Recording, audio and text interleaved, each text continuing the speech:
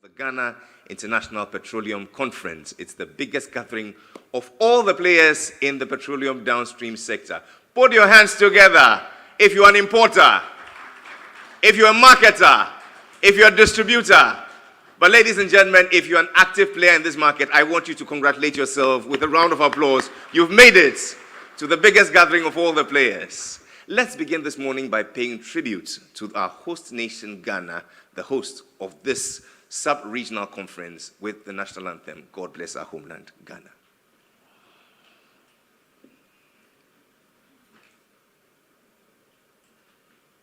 And since we are a country of singers, we shall sing.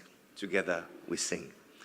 God bless our homeland, Ghana, and make our nation great and strong, bold to defend forever the cause of freedom and of rights. Fill our hearts with true humility. Make us cherish fearless honesty, and help us to resist oppressors' rule with all our will and might forevermore. And help us to resist oppressors' rule with all our will and might forevermore. We ask for the peace and the blessings of God Almighty delivered to us through his Son Jesus Christ, through Allah and his holy prophet Muhammad sallallahu alaihi wasallam. The gods and all the deities and all of God's children shall say a big amen. Please be seated.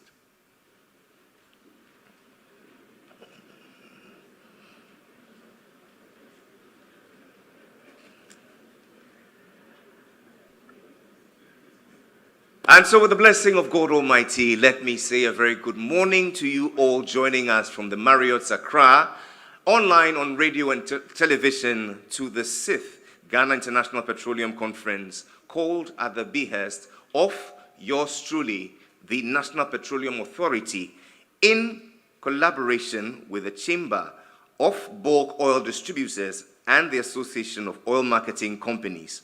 Today we gather here to reflect on a very important theme, the petroleum downstream, building a future for growth, efficiency, and sustainability. It is my firm belief that this gathering of all eminent players will give us the wherewithal to explore this theme and arrive at sustainable solutions for promoting our sector by achieving growth, efficiency, and sustainability. It is my pleasure to acknowledge in our midst key stakeholders who have come from far and near to add their weight to this event. Chief amongst us today is the Minister for State at the Ministry of Energy. Make welcome yours and mine, the Honorable Herbert Krapper.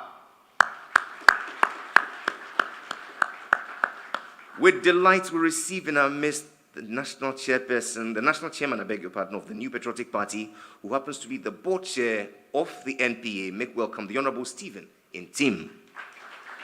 Thank you. With delight, we welcome our very own Chief Executive, the Honorable Dr. Abdul Mustafa Hamid. Thank you. He's joined by his faithful lieutenants, his deputies, the Honorable Perry Okujeto and Madame Linda Asante. Make them welcome with a round of applause.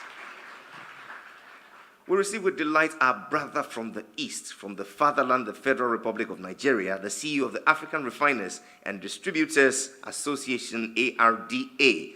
Make welcome Mr. Anibo Okraga.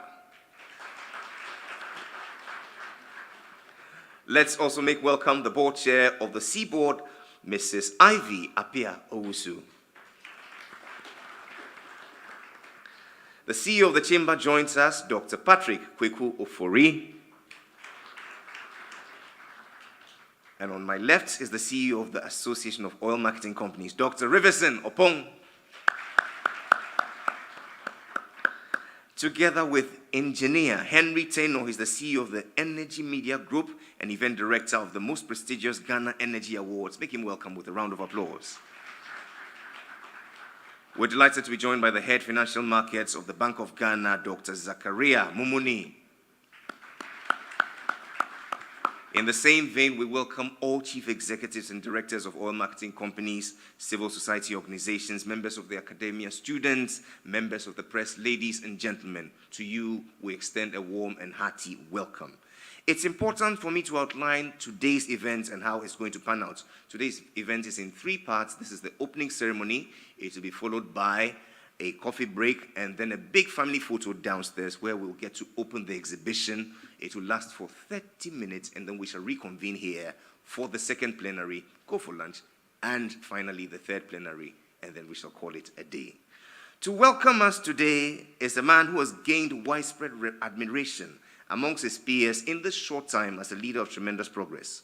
It has earned for him personal and organizational recognitions. Notable of mention, ladies and gentlemen, the Outstanding Public Leadership Award, Excellence in Downstream Oil and Gas Operations, Dynamic CEO of the Year, and CEO of the Year, Petroleum Downstream.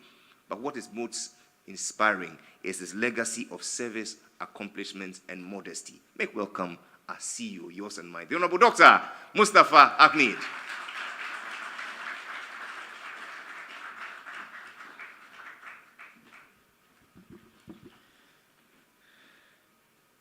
In the name of Allah, the Beneficent, the Merciful, praise be to Allah, Lords of the worlds, Master of the Day of Judgment. You alone we worship, you alone we ask for help.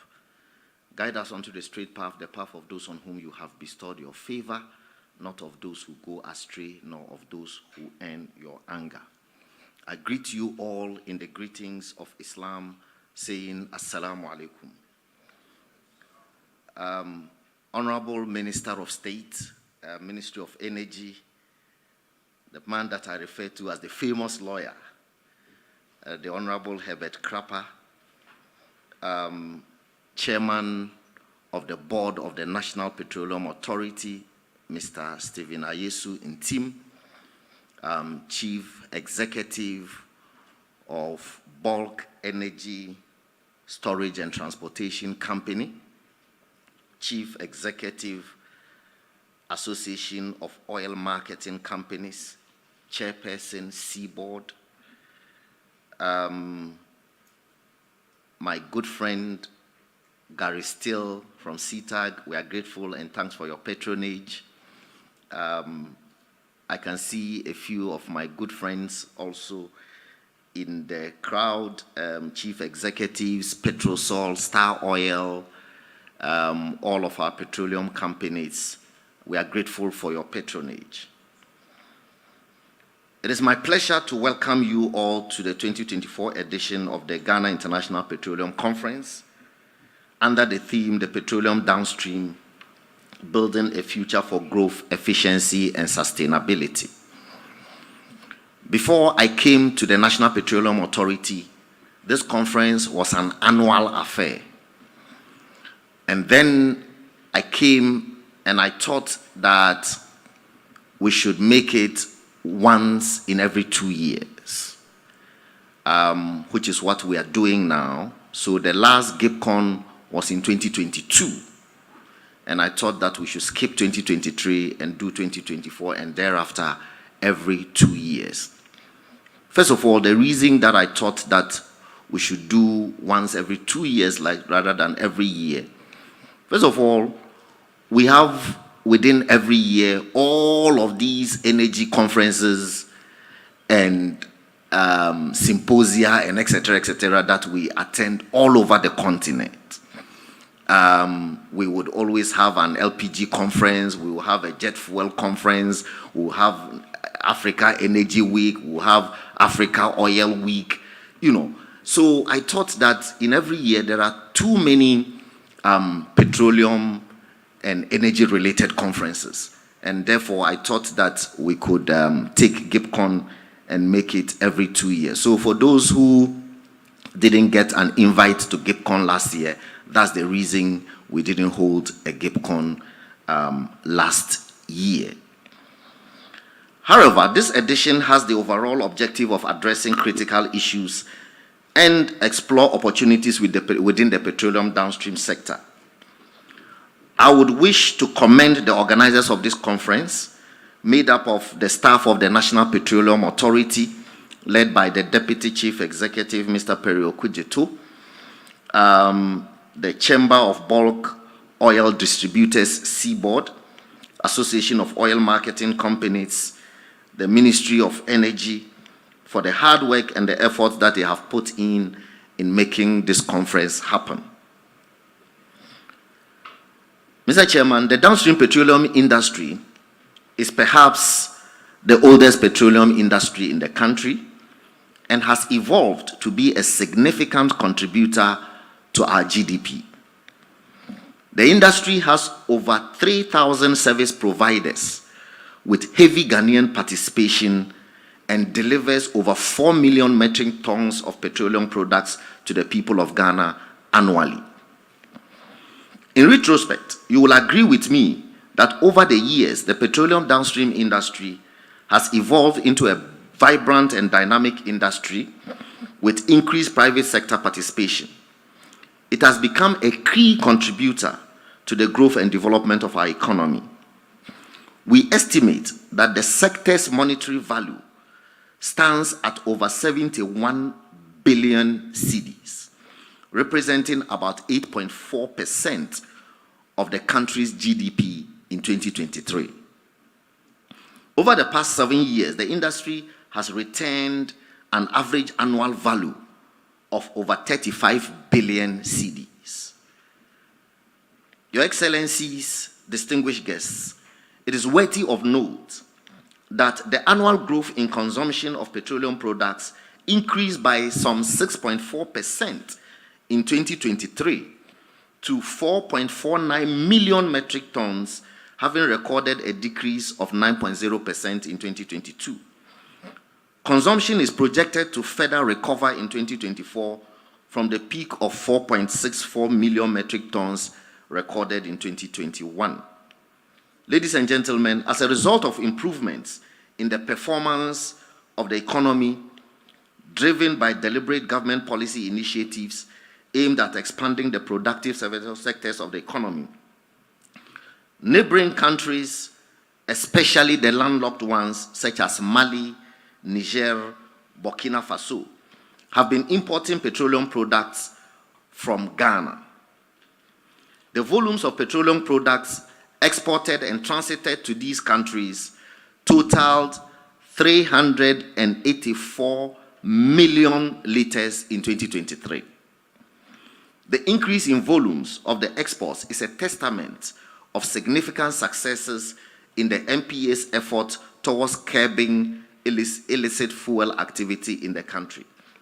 I am glad to announce that Senegal and Gambia have also begun importation of petroleum products from Ghana.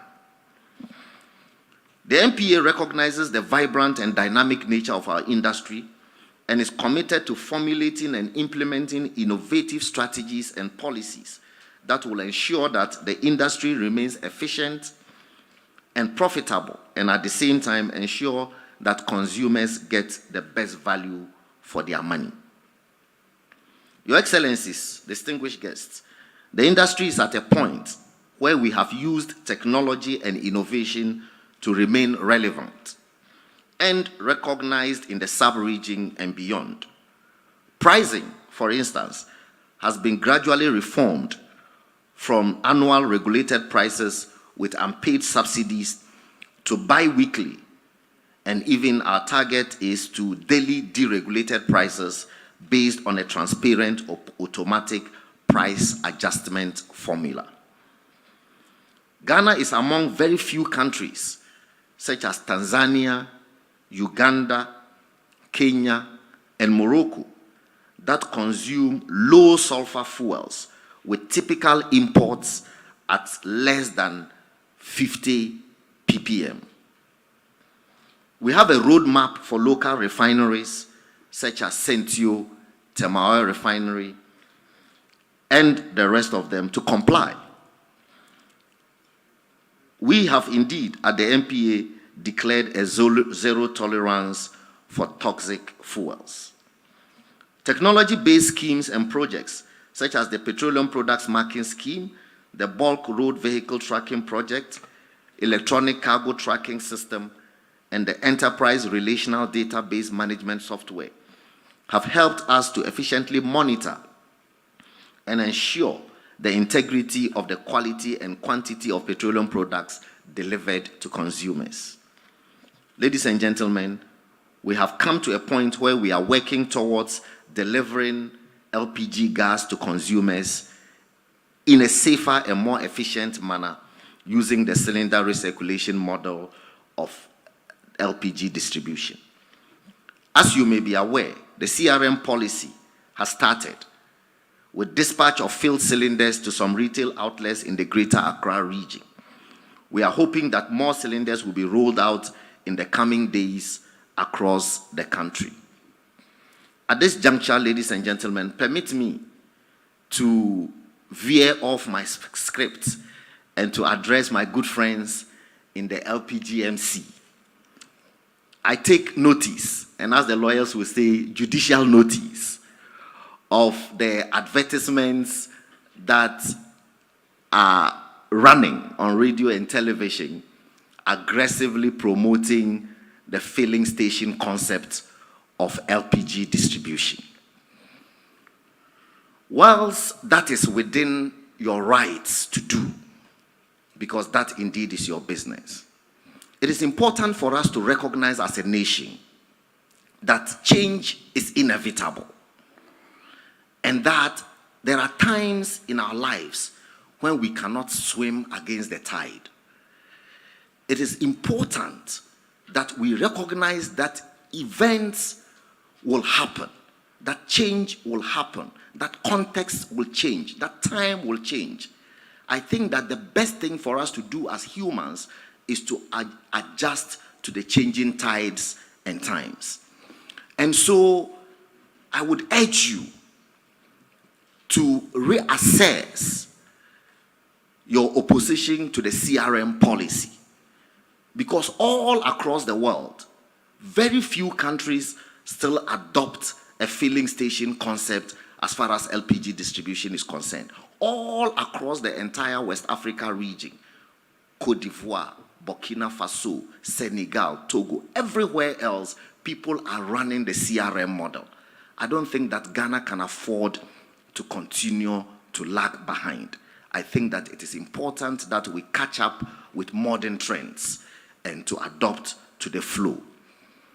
It is our hope that the CRM policy would create more jobs within the value chain than a filling station concept will do.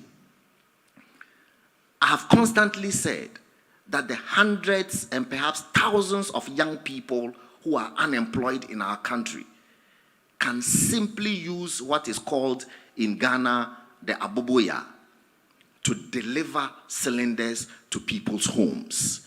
And that will provide jobs for hundreds and thousands of people. The cylinder exchange points are job points. Cylinder depots are job points. The bottling plants are job points, and so on. So I think that this is a model that is in tune with modern trends, and it is a model that is helpful both for the safety of our citizens and also for the progress of our country. Your Excellency, distinguished guests, some elements in the industry have also made it their business to engage in nefarious activities. My good friend Kwame Sefakan, who is a member of the National Petroleum Authority Board, told me the first time I stepped into this role that I should be prepared to deal with the crookedness of the industry. And he said to me that the primary product that drives the petroleum industry is crude oil, and therefore it is a crude industry. And so, indeed, I have had occasion to encounter the crudeness of the industry. People engage in a lot of fuel smuggling. People go as far as going to the Niger Delta areas to buy fuel that has been illegally siphoned from depots in Nigeria and try to bring them into our country. They have created what they call dindies, and these are specialized canoes that they use along our coast to smuggle petroleum products into our country. We have intensified our collaboration with the Navy and the Marine Police and the Ghana Maritime Authority. And in the past year or so, we have arrested about 322,729 liters of smuggled petroleum products, mostly AGO. The arrested sea crabs had on board fictitious documentation in respect of the sources of these products.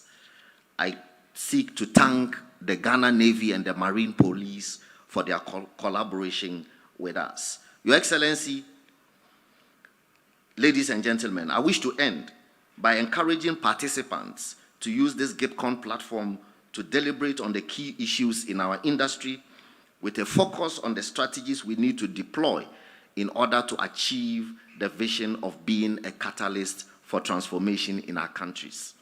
I assure you that the key recommendations that will come from this conference will help us to ensure efficiency in the petroleum downstream industry in Ghana. On this note, I wish to welcome all of you to Ghipcon 2024, and it is my fervent prayer that we will leave this conference richer in our understanding of the industry than we came. Thank you for your attention, and God bless our nation, Ghana. Assalamu alaikum.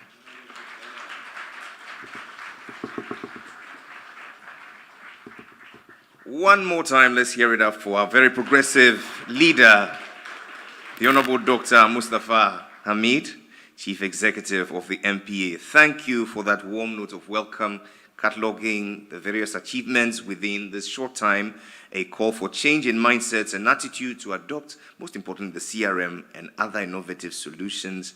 And that, ladies and gentlemen, is a foretaste of his presentation that he'll be making to us later in the day on the role of the regulator in promoting efficiency, growth, and sustainability. Today, we're joined by the Chamber of Bulk Oil Distributors. Please make welcome Dr. Patrick Kweku Ofori for his solidarity message.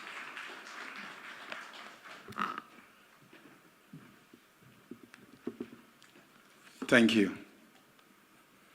Building a sustainable and efficient future for Ghana Petroleum Downstream. Honorable Minister, distinguished guests, ladies and gentlemen. On behalf of the Ghana Chamber of Bulk Oil Distributors, I would like to welcome you all to Ghana Petroleum Downstream Conference, Ghipcon 2024. This year's theme, the Petroleum Downstream, Building a Future for Efficiency, Growth, and Sustainability, resonate deeply with our mandate and the business space in which we operate.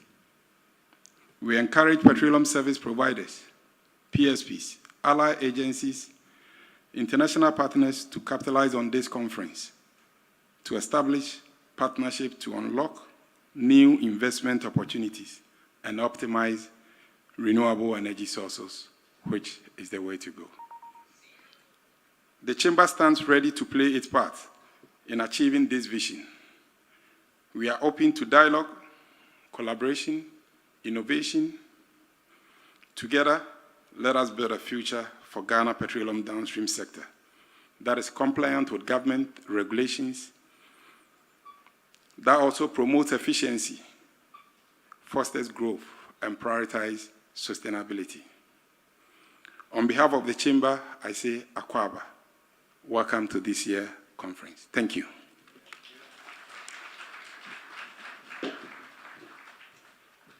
We're grateful to you, Dr. Patrick Kweku Ofori, CEO of the Chamber of Bulk Oil Distributors. In the same vein, we also make welcome the CEO of the Association of Oil Marketing Companies, Dr. Riverson Opong.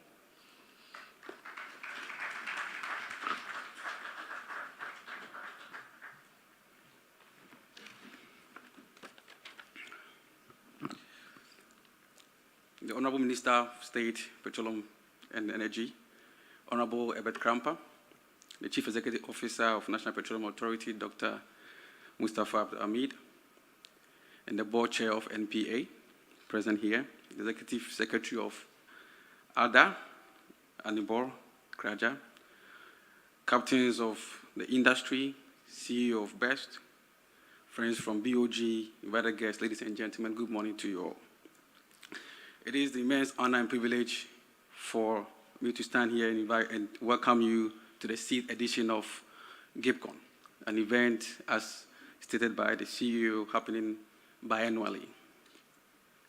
The year's theme, the Petroleum Downstream, building a future for growth, efficiency, and sustainability, resonates deeply in the mission of AOMC and calls for action as it stands today.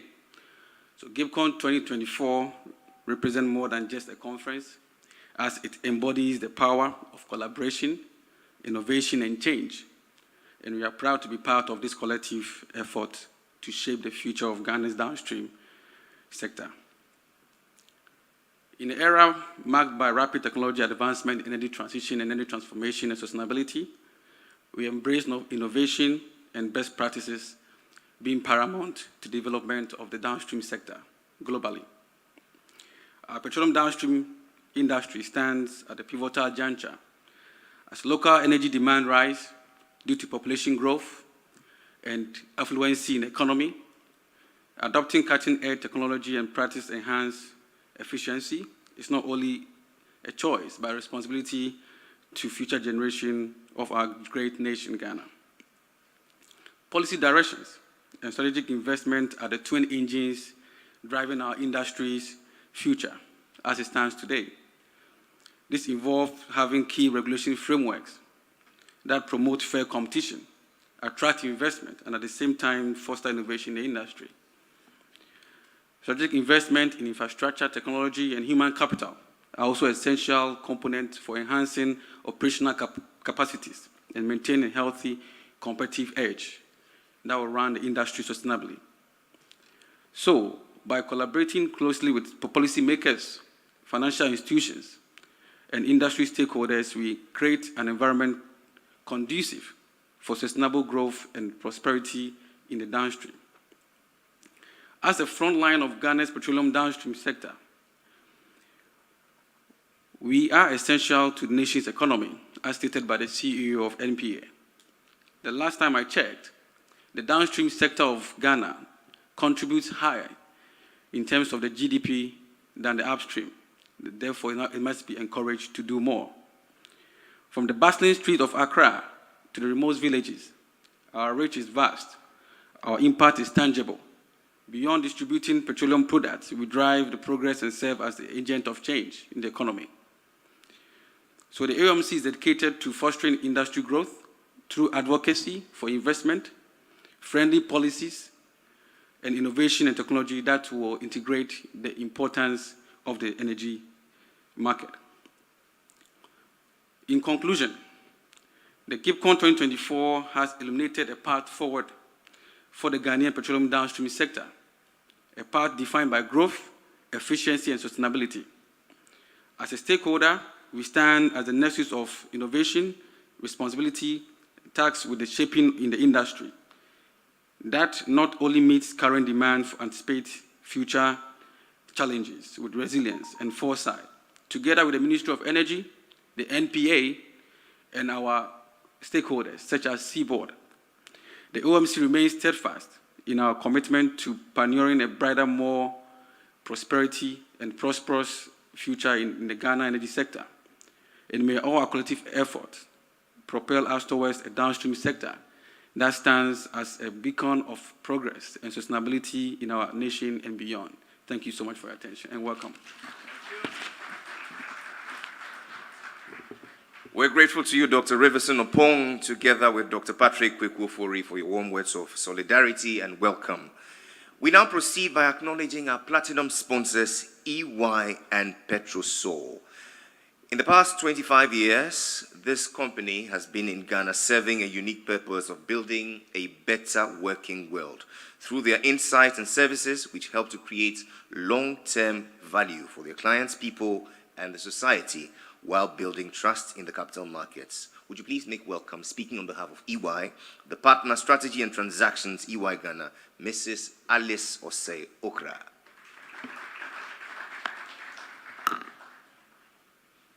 If you clap like that, don't sponsor again. Thank you. Thank you very much, Mr. MC. Honorable Minister, Honorable Chief Executive, who also happens to be my SRC president years back in University of Cape Coast, I will crave your indulgence to ride on existing protocols to deliver my remarks. I am honored to speak briefly today at the Ghana International Petroleum Conference, Ghipcon 2024, an event organized by the National Petroleum Authority in collaboration with the Ministry of Energy and other key stakeholders, as stated by the Chief Executive in his opening remarks. On behalf of EY Ghana, I extend a heartfelt gratitude for the opportunity to collaborate with you on this important conference. At EY, we are deeply committed to building a world of trust in business because it's paramount to the sustainable growth and aspiration of the society. As we gather under the theme, the Petroleum Downstream, Building a Future for Growth, Efficiency and Sustainability, it is clear that our goals align with the very essence of Ghipcon 2024. The petroleum industry is at a pivotal juncture and faces challenges that EY is well placed to support.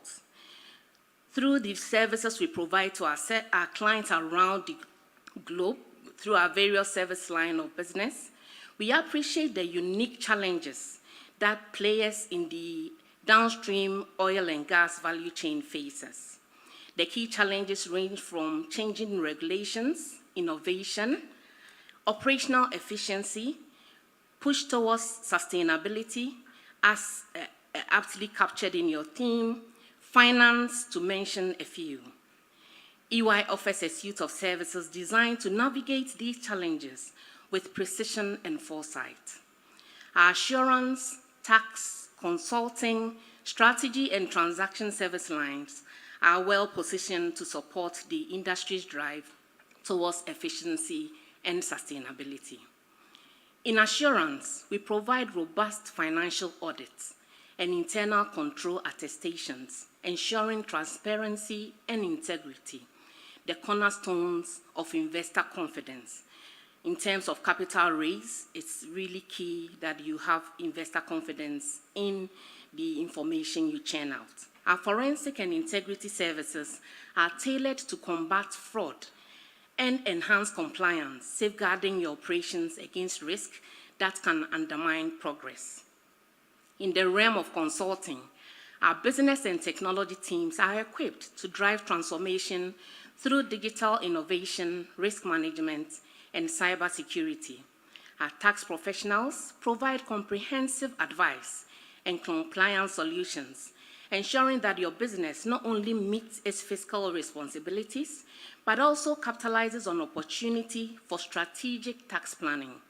Lastly, our strategy and transactions aspects are dedicated to guiding companies through complexities of mergers, acquisition, capital raise, business valuation, financial model, due diligence, ensuring that strategic decisions are based on informed decisions, valued-driven, and aligned with long-term objectives. Ladies and gentlemen, as we embrace the concept of this conference, let us also embrace the potential for partnership. EY Ghana is more than a professional services firm. We are your allies in shaping an industry that is resilient, innovative, and above all, sustainable.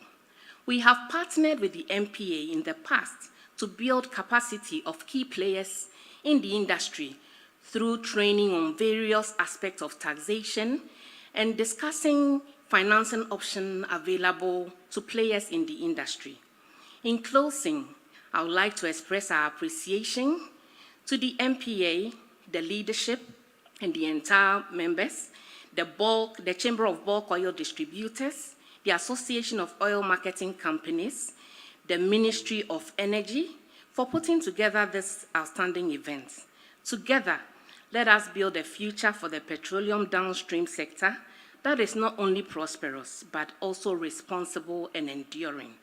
Thank you for your attention, and we look forward to engaging with you throughout the conference. Thank you once again.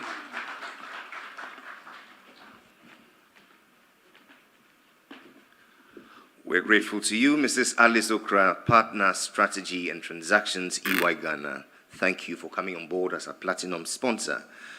We're joined by yet another platinum sponsor, Petroleum Systems. It's been 30 years being passionate about growth through the provision of software and new technological solutions that help businesses grow and become profitable. Please make welcome the Managing Director, Mr. Michael Kwashi.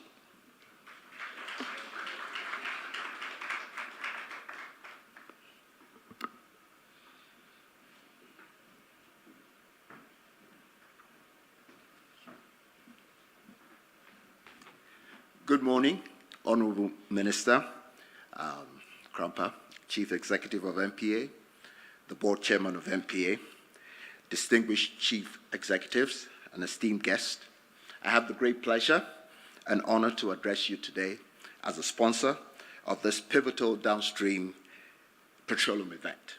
And so on behalf of Petroleum Systems, I would like to extend a warm welcome to each of you. Events like this underscore the importance of collaboration between industry leaders and government officials in shaping the future of the energy industry and the downstream sector in particular.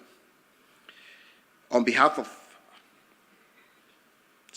Ghipcon serves as a crucial platform for fostering dialogue, innovation, and collaboration within the sector, and allows us to collectively address challenges, explore opportunities, and chart a course towards a sustainable and prosperous future.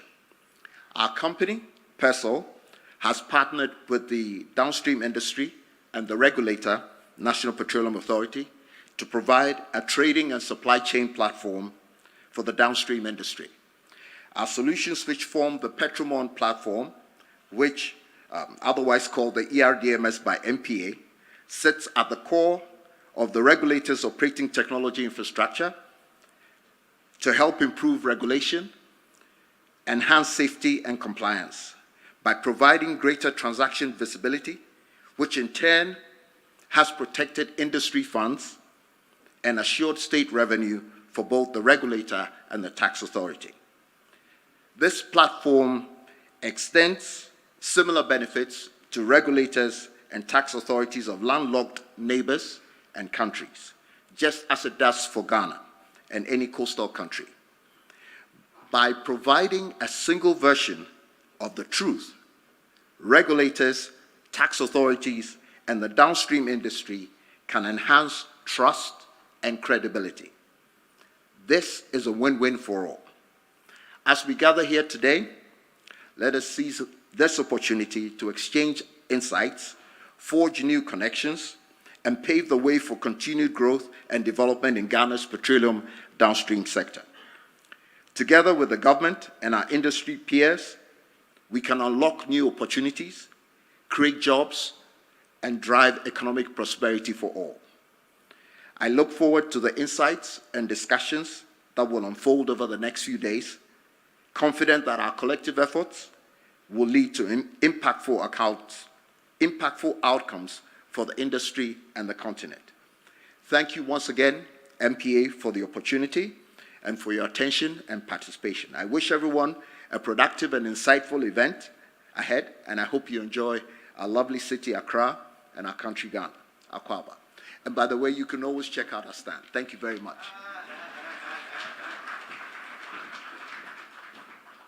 Ladies and gentlemen, one more time, Mr. Michael Kwashi, MD, Petroleum Systems.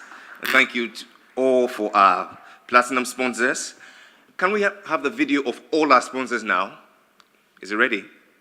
Please, for the next few minutes, lend your attention to the screen as we appreciate all our sponsors.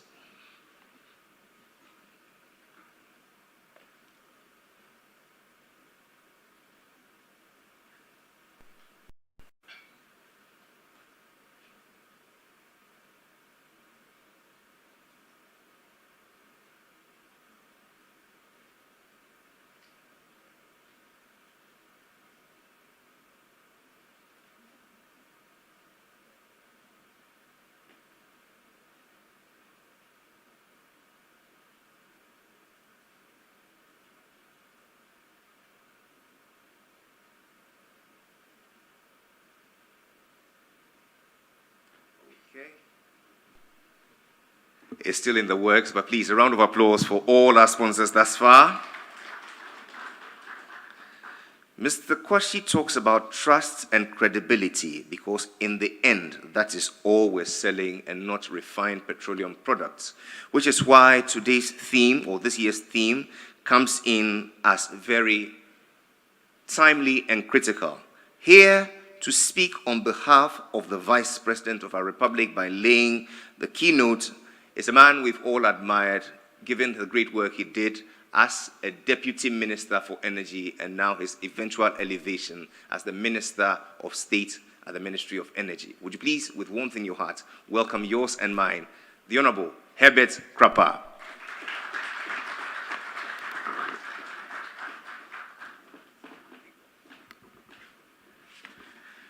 Thank you very much, Jerry. You know, you just have to look in the brochure on page 4, and you see the magnitude of the trap I've walked into. Dr. Mahmoudou Bawumia, Dr. Matthew Opoku Prempe, Dr. Mustafa Abdul Hamid,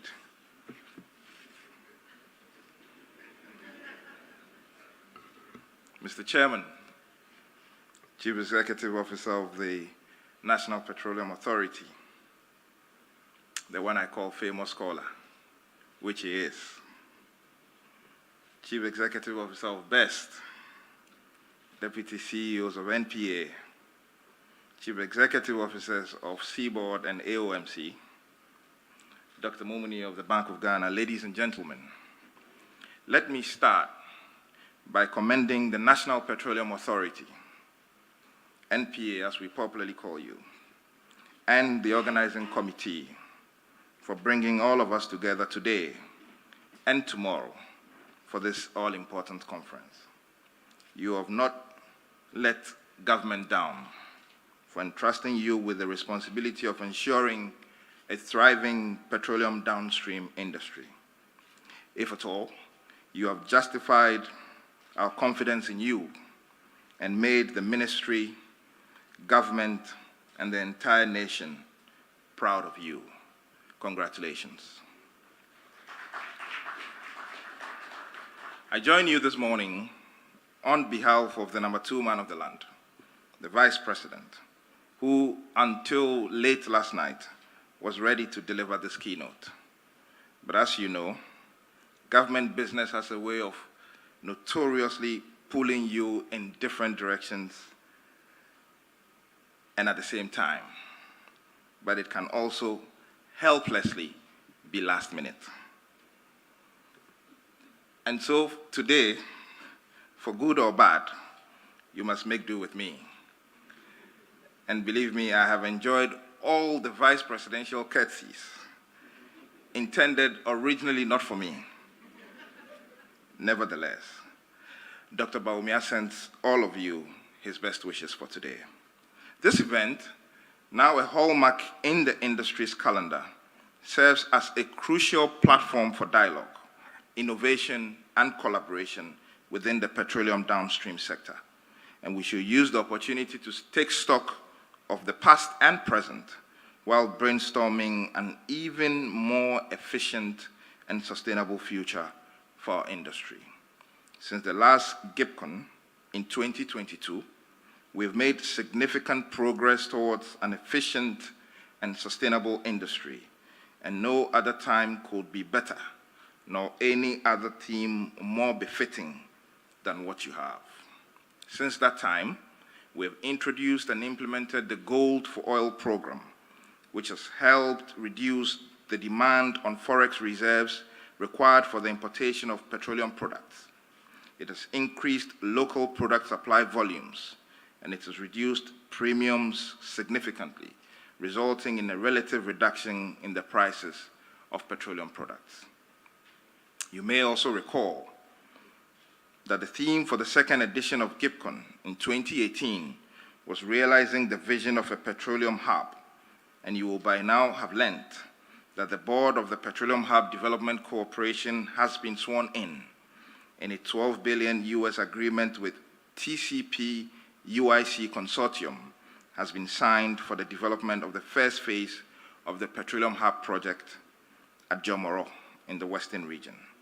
This phase includes constructing a 300,000 barrels per day capacity refinery, a petrochemical plant, storage tanks, jetties and port infrastructure, ancillary infrastructure, and social amenities.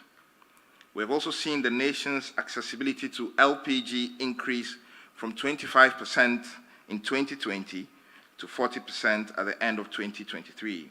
And through this period, government launched the National LPG Promotion Program, with LPG cook stoves and related accessories being distributed to first-time users. We have initiated also the phased implementation of the cylinder recirculation model for the distribution and marketing of LPG, with which everyone can replace an empty canister with a filled new one. And we have also, in the course of that time, launched a nationwide LPG sensitization and behavioral change campaign. These efforts, coupled with a robust policy framework, have incentivized private sector to invest more and contribute significantly towards realizing our policy target of 50% by 2030. Your theme today reflects our collective aspiration to foster a future of prosperity and resilience, and I see that your conversations are packed and focused, for which I commend the organizing committee. Your outcomes, like you have done in the past, must advance the industry. We have challenges too to confront, from geopolitical tensions to technological advancements and environmental concerns, and we see right before our own eyes the entire industry rapidly evolve. Our strategies must be robust, innovative, and adaptable. We need to invest in infrastructure, leverage cutting-edge technology, and enhance our supply chain resilience to secure our energy future. And I have an idea for you. What should we do differently to unlock financing? Government regulations will continue to play a crucial role in shaping the petroleum downstream sector. Our collective responsibility is to create a regulatory environment that promotes growth, encourages innovation, ensures safety, and which prioritizes safeguarding the environment. We must balance regulation with the flexibility needed for businesses to thrive. We must foster a collaborative relationship between government and industry stakeholders, and we must do all of that with Ghanaian participation in the industry as priority. The African Continental Free Trade Area presents unprecedented opportunities for the petroleum downstream industry. By removing trade barriers and fostering regional integration, the AFCFTA can enhance market access, stimulate investment, and drive economic growth. And we must capitalize on these opportunities to strengthen our industry and promote sustainable development across the continent. Ghanaian content and Ghanaian participation are vital for the long-term success of our industry. Government, under the leadership of His Excellency Nana Addo Dankwa Akufo-Addo, is committed to increasing participation of Ghanaians in all segments of the downstream petroleum value chain. And so we will continue to promote and explore policies that enhance Ghanaian content, support capacity building, and create opportunities for the Ghanaian people. That way, we can guarantee that the benefits of our resources are widely shared while ensuring that development of our local workforce and businesses are also promoted. Efficiency, growth, and sustainability are the cornerstone of a thriving downstream supply chain. If we optimized our operations, embraced modern technology, and made sustainability a running theme in all we do every day, we can achieve the results we desire for our industry. And it just simply means we must do the work. We have to be committed to continuous improvement. We have to innovate. We have to collaborate. and we have to be intentional about capacity building and value chains. Today, industry boundaries are blurring. Several oil and gas companies are extending beyond traditional revenue streams. The price of a barrel of oil is now rivaled by several other considerations, and now many are emphasizing customer needs and diversifying to include new revenue streams: biofuels, advanced chemicals, hydrogen, LPG, compressed natural gas, autonomous transport on-demand initiatives, electrical charging stations, renewable energy, and even expanding retail outlets. Digitalization makes diversification possible. Advanced technology is changing the way companies work, creating more opportunities for collaboration and opening doors to new options for innovative business models. People's shifting expectations are having a huge impact on the oil and gas industry. Eco-conscious consumers continue to put pressure on companies to focus on sustainable practices and renewable energy sources. There's also mounting pressure from investors for companies to become more sustainable. In addition to outside pressure from consumers and investors, many companies are also facing growing pressure from within their own workforce.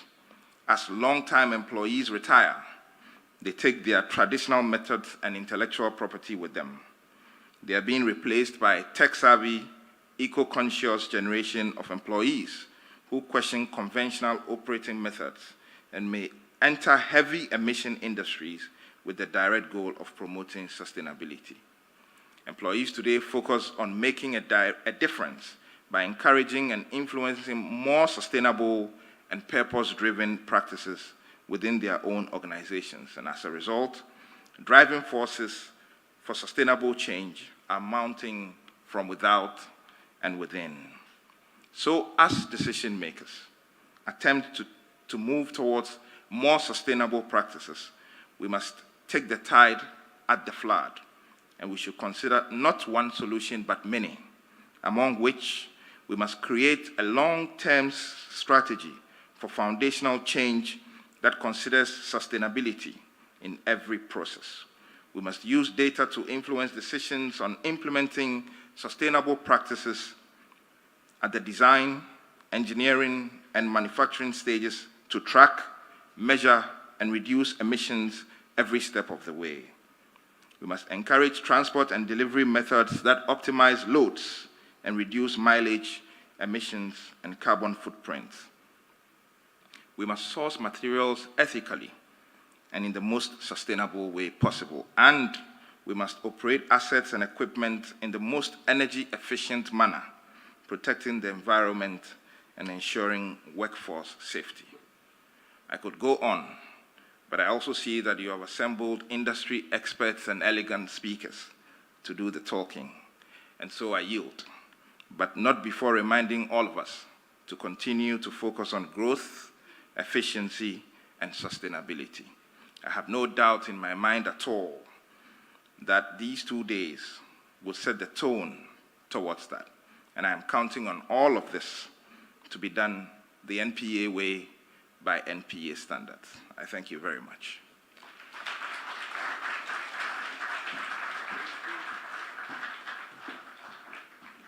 Ladies and gentlemen, a round of applause for the Vice President of our Republic, His Excellency Dr. Mahamudu Bawumia, speaking to us so eloquently, and it has come to us by or through the Minister of State at the Energy Ministry, the Honorable Herbert Krapah. Please applaud him too. A round of applause. And so thank you, Honorable, for articulating so well on behalf of the Vice President. Please extend our regards to him. Tell him we shall certainly reach him with good outcomes on our deliberation as always, and we shall do it the MPA way. To this end, ladies and gentlemen, all is set now for us to delve into the weightier matters for which we're here assembled. We shall have 3 insightful presentations on the oil market dynamics in Africa, the role of the regulator in promoting efficiency, growth, and sustainability, and on petroleum downstream financing, credit reporting, forex availability, and forex auctions. These will lead us to the two panel discussions for today, but not before we've done something very symbolic. And so I invite all the members of the first row to please proceed forward as we officially declare the 6th edition of Ghipcon officially open. A round of applause as they come.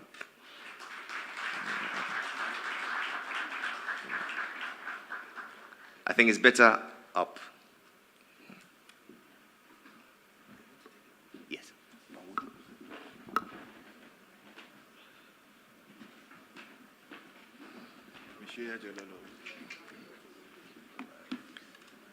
A cordless mic, please.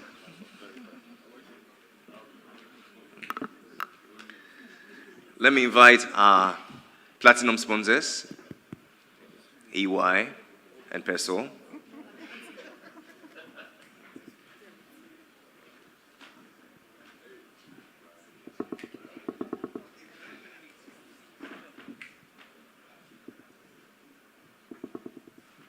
Okay, and so, Honorable Minister, it falls to you to declare this auspicious event duly open. Thank you very much. I thought I was done. So, on behalf of the Vice President and the Government of Ghana, it is my singular privilege to declare this year's Ghana International Petroleum Conference duly open. Ladies and gentlemen, put your hands together and let's celebrate. And so, Honorable Minister, you together with this official party will be led to the exhibition area for the official opening. We shall all join them, and then we shall have a big family photo and coffee and tea. We shall return here in exactly 30 minutes to continue with the deliberations. Ladies and gentlemen, let's please rise and make way for the official party.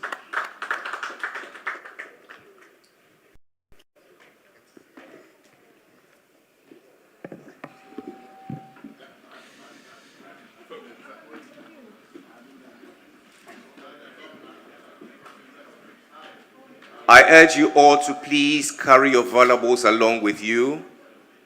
We have cameras, but please do not take chances.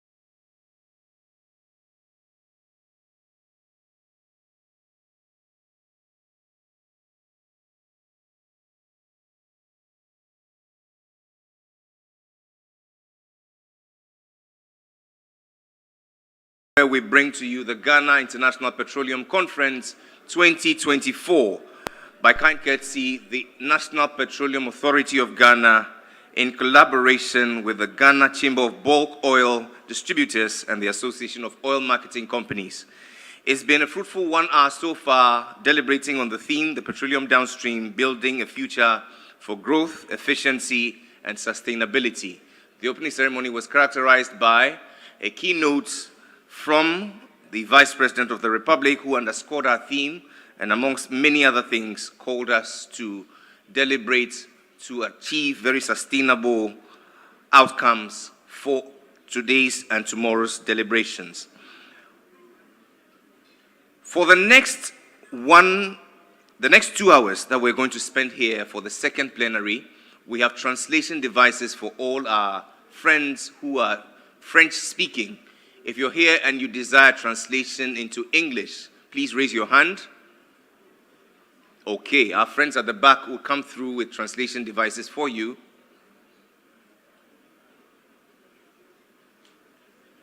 So I'm told English is 1, French is 2. Okay.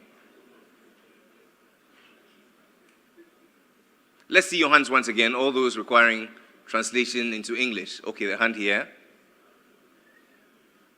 Okay, translators, thank you. We begin the second plenary with 3 foundational presentations that will lead us into our panel discussion. We're joined by CTAC. CTAC happens to be a specialist consulting company for the African downstream energy market. Here to give us an overview of the oil market dynamics in Africa is the head of business development for CTAC. For 10 minutes, please help me receive Jeremy Parker.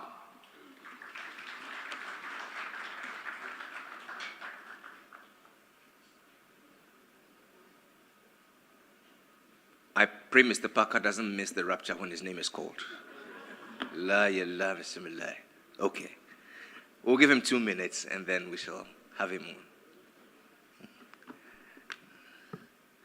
And so right after Mr. Parker's presentation, we shall have a presentation from the NPA on the role of the regulator in promoting efficiency, growth, and sustainability. That will be done for us by our Director Policy, Madam Sheila Addo, which will be followed by a presentation from the Bank of Ghana on petroleum downstream financing, credit reporting, forex availability, and forex auctions.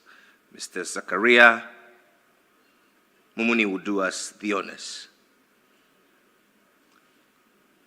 Okay. Thank you, sir. The translation, okay. All right. Thank you. And so, ladies and gentlemen, he's made it for the second time. Please welcome Mr. Jeremy Parker.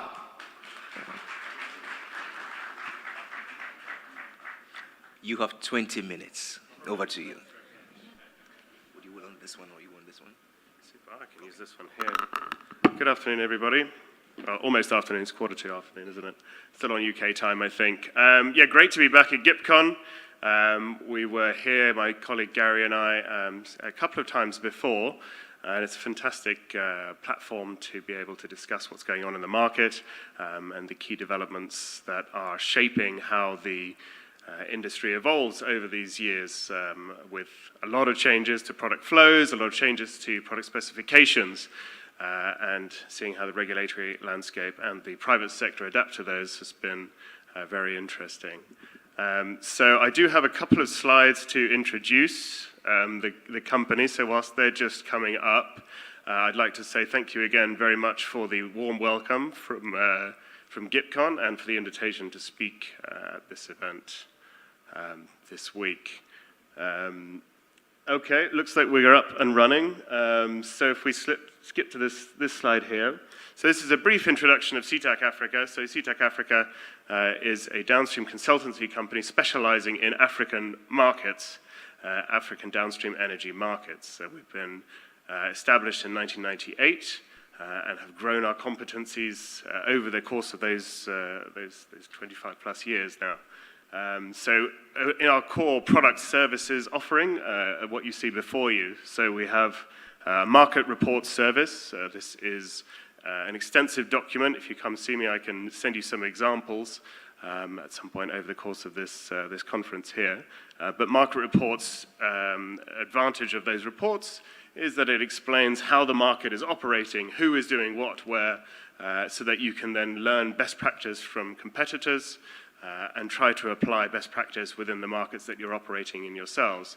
It's a key document. It runs about 60 to 65 pages, published every month on a monthly basis, and that has become an essential area of focus for those looking to drill into the specifics of the African downstream oil industry.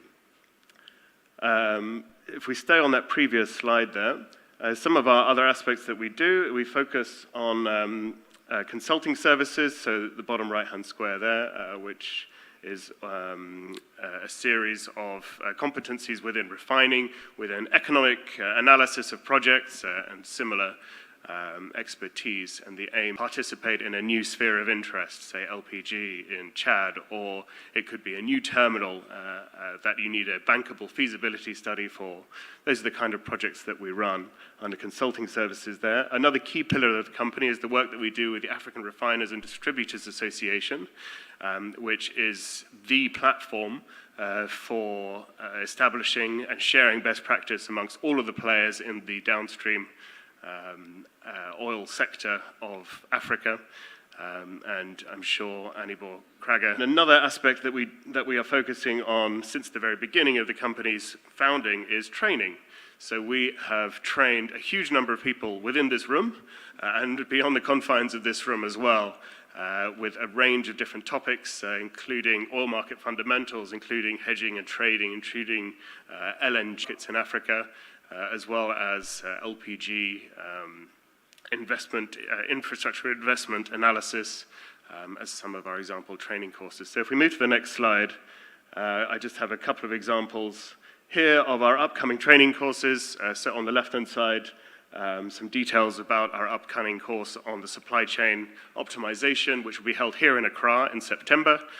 It's a short but intense course held by an expert, a former Chevron expert on supply chains, and aims to help companies that attend optimize their supply chain in terms of ensuring quality and quantity are assured at the best possible price for the consumer.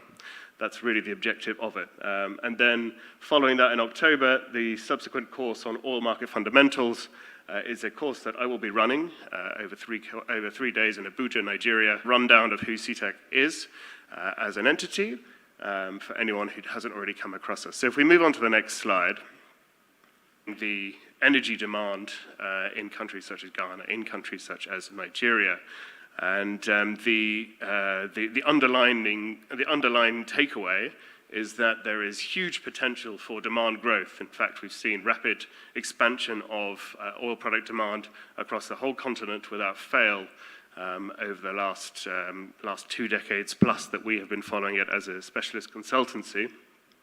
So the top left-hand graph is population growth, and here you can see Africa on a very strong growth trajectory in terms of number of people across the continent compared to other key regions such as Asia, second largest region, and then some of the more developed and aging centers of the world such as America and Europe.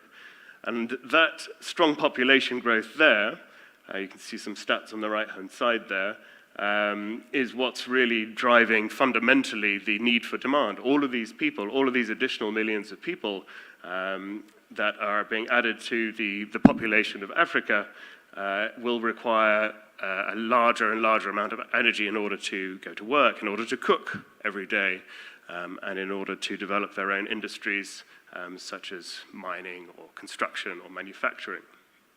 70 million people is one of the key drivers of growth on the continent.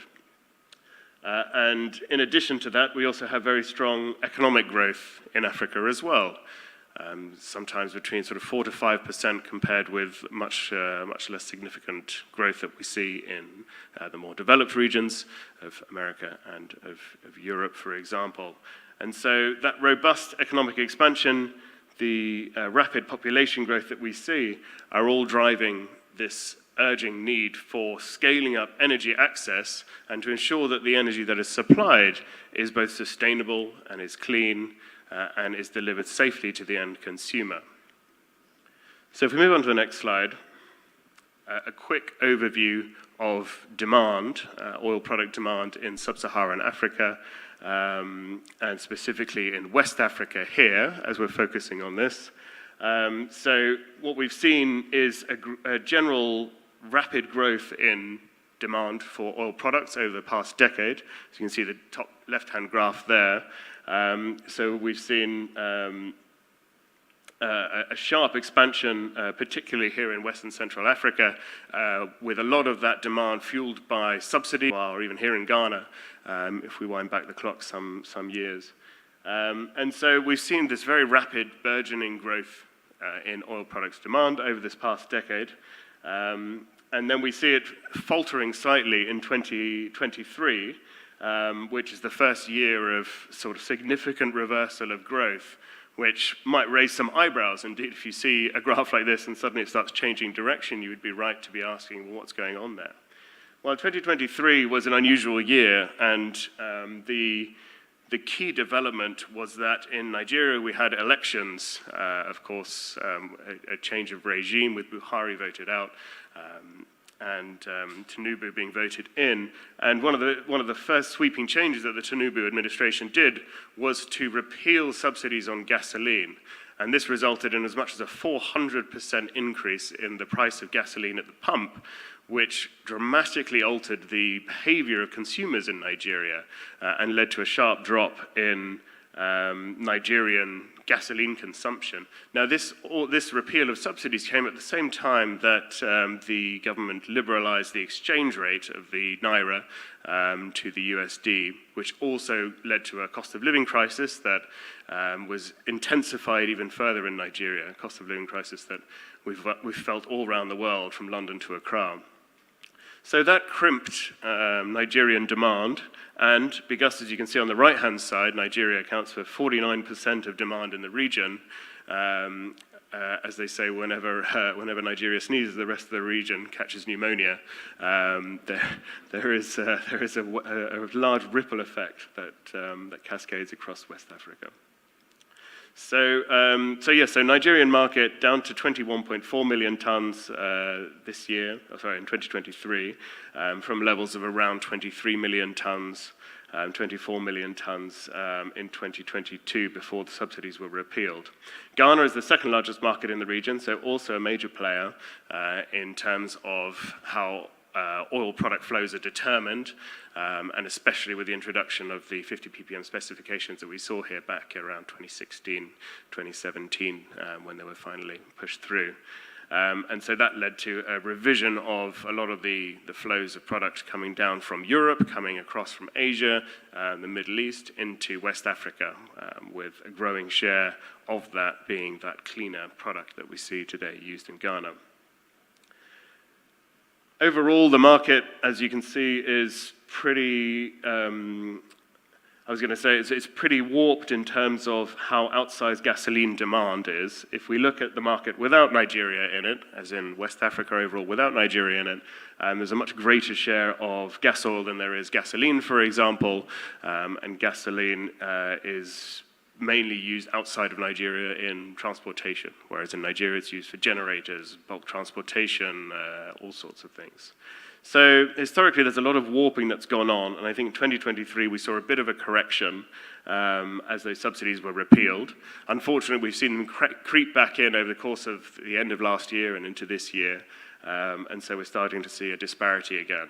Indeed, in February, when I was analyzing some of the product price arbitrages, there was a black market arbitrage of as much as $1 a litre on gasoline from one side of the border with Cameroon to the other side of the border. So subsidy is definitely back in Nigeria for now, and we'll see whether the political will remains to repeal that completely. And indeed, as we heard from the CEO of the NPA earlier today, there is still a huge flow of products coming out of Nigeria into the region, with that 322,000 tons of product, mostly gas oil, coming out of Ghana last year. So this chart here is focusing mainly on refinery output. So whilst we've been seeing demand rapidly increase over the past decade, we have seen the opposite happen really across the region in terms of refinery output. Refineries in West Africa are generally quite old. Some of them have been well maintained, like the Sear refinery, which still operates very well today despite a huge fire at the hydrocracker some years back.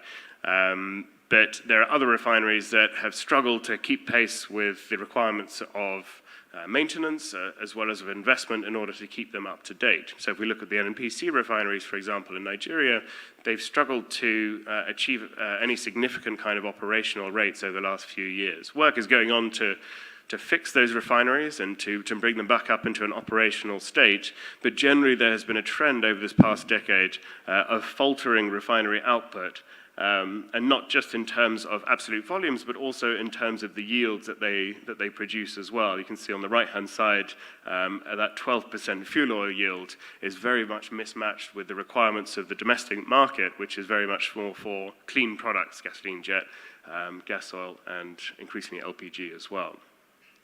So with the refinery output dwindling and demand surging, we're seeing what you can see in front of you here, which is a growing need for imported product into West Africa, as well as into Central Africa as well. So on the left-hand side, you can see very much that this graph here tracks closely the developments seen on the demand slide that I was showing you earlier. And essentially what it means is that we've seen as much as a 50% increase in import requirements between 2014 and 2022 as demand has grown, but refinery output has failed to keep pace with it. Meanwhile, we've seen exports of fuel oil, of naphtha, starting to pick up as some of the key upgrading units have faltered at some of the refining complexes here in West Africa. So in terms of oil product imports, as I say, Nigeria remains a dominant player in the market, accounting for the vast majority of products supplied into the region. And so Nigeria is importing mainly from Europe, also from the Middle East. And now that's been the story up until around, it was about March of this year, when they finally brought on their brand new refinery, the Dangote refinery, which has started to reverse some of the product flows that we've seen and reduce Nigeria's role as an importing, as a dominant importer within the region. And so if we move on to the next slide, there's some details about the Dangote refinery. I can talk about the project for hours, but I trust you've already had enough sleep today, so I shan't put you to sleep again. So the Dangote refinery, 650,000 barrel a day facility that's been developed just outside of Lagos in a place called Lekki, a free trade zone in Nigeria. And the project is much delayed, around 5-6 years delayed from the original startup date. But was started up eventually in March this year and is processing a combination of Nigerian crudes and imported crudes as well, with the products coming out of those refineries then supplied either directly into Nigeria via some limited truck loading operations, or it's shuttled out on cabotage vessels or STS to offshore Nigeria and loaded back in. But essentially what we're seeing is that even though the refinery is operating at just around half its nameplate capacity, around 340,000 barrels a day is what we think it's operating at the moment, it's already having an impact on the flows of product that we're seeing in West Africa, reducing that reliance on imported volumes from Europe, displacing those volumes that were coming from the Middle East, for example. So for the time being, the Dangote refinery is only producing gas oil for the domestic market, along with volumes of jet as well. There's no gasoline being produced. So we're in a transition period where the refinery hasn't finished bringing up all of the units that are planned in the sequence of startup. And so as a result, the refinery is not producing any gasoline yet and is exporting naphtha instead. But we expect that in around August, September, the reformer should come online, and this will enable the facility to start producing gasoline around 300 to 340,000 tons per month. That's still a drop in the ocean of Nigeria's 1.2 million domestic requirement for monthly gasoline imports. So we won't see much of an impact on the Dangote refinery's gasoline production for the rest of West Africa, but we will see continued volumes of gas oil flowing out of the Dangote refinery and finding homes in other countries, say Senegal or DRC. We've seen some volumes go to as well. So it's a major shift in the flows of product, as you can see from these two maps here. So the dark-coloured arrows are what the import requirements have shrunk to now from where they were previously, which is the light arrows there. So what we will see is from 2023, when the refinery was not operating at all, through to 2026, once the refinery has ramped up completely, we will see a lot of volume backed up outside of West Africa with a greater supply of domestically produced products, finding homes in Nigeria as well as the broader West Africa region as well. So this is a sort of the before and after. We're somewhere between. We're currently in 2024, so working our way up towards that rewiring of flows in 2026 that we'll see there. And just some points down here on some of the balances. There would actually still be as much as 4.8 million tons of surplus gas oil once Dangote's already satisfied his domestic market. So we anticipate that a lot of this product will come out of Nigeria into markets such as Ghana, for example, where the stringent specifications mean that there won't be too much quality giveaway on the Euro 5 spec fuels that Dangote is supposed to be producing. And that will then back out a lot of the flows of product from, say, Europe or Russia or the Middle East that are currently being supplied into Ghana. So huge development for Nigeria, huge development for the region as well, in terms of the volumes of product and where they will be sourced from and how they will be supplied into local markets. Equally, the Centura refinery as well, we understand that it's still ramping up towards its final configuration in terms of the volumes it can produce and in terms of the specifications of products that it can produce as well. But once online, it should roughly half, not fully online, it should roughly half the import requirements of Ghana, helping to reduce dramatically the need for imports, including therein the exchange rate challenges that have been seen previously on all of the individual imports of products. So we see from 2024, where we are at the moment, as the Centura refinery started to ramp up earlier this year, through to 2025, a sharp drop in that shortfall of products into this particular market. Again, these are two excellent examples of how domestic refining capacity is starting to actually have a tangible effect on shaping oil market dynamics within West Africa, with a clear shift away from imported volumes into domestically produced volumes of clean product, at least for the time being. And that caveat is important because, as you can see, from 2026, we don't see any new refining capacity projects coming on stream yet. So typically the way that CTEC classifies its forecast refinery output, we have to have seen concrete financial investments or construction start on a new facility for those facilities to be counted into our forecasts. So failing any further additional refining capacity forecasts beyond 2026, then we would start to see that shortfall grow again out through to the end of the decade and beyond as well, with that growing import requirement there. Naturally, there's every chance that we'll see more refining capacity come on stream. As I said earlier, the NNPC refineries are being worked on. The Tor refinery could also be resuscitated and brought back into full service, which would help to displace some of the imports as well. So there's some dormant capacity that could be quite quickly brought online. And then there are a string of projects as well, ranging from very ambitious to much more potentially viable in the region, which would also help to reverse those flows. So we move on to the next slide.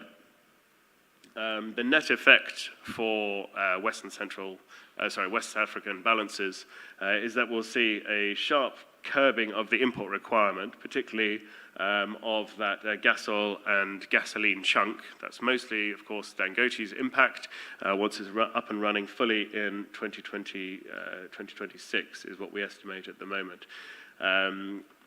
The last stages for that refinery are anticipated to be the RFCC and then subsequently the polypropylene plant next year. So 2026 is the first year of full operations at that plant, and equally Centur also would be fully running from that point.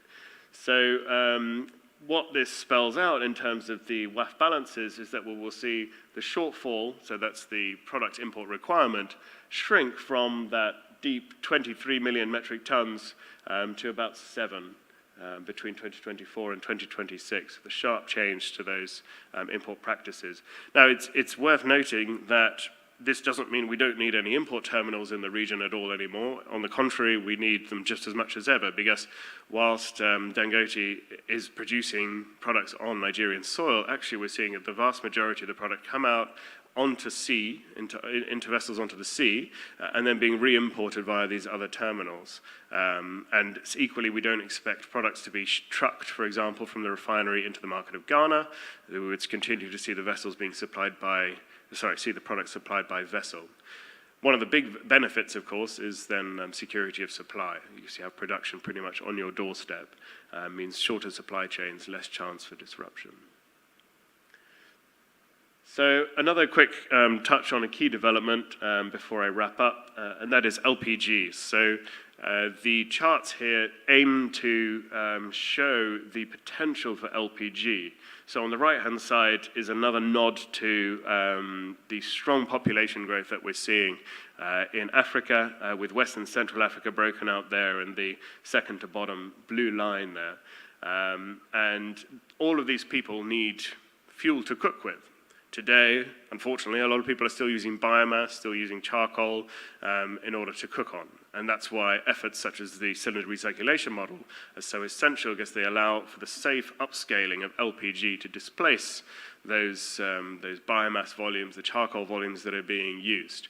So that growing population will continue to need fuel to cook on. Electricity is one option, but is very difficult to scale, or has proven difficult to scale, because power plants are hard to get to run on a regular basis, and the distribution grids are easy to steal from. And so quite often the economics of electricity supply are undermined to the point where the state has to continually subsidize them. The beauty of LPG, or distributed energy services, such as that, that the private sector can step in and they can monitor things a lot closer. They can reduce instances of theft through accurate control systems. They can contain any instances of leakage from the system, and that allows them to recover their costs a lot better through this modular distribution system of energy, as opposed to the grid-based option of electricity. And so, as a stepping stone, until that grid can be secured and power generation assured, then LPG forms a very scalable alternative to charcoal and to biomass.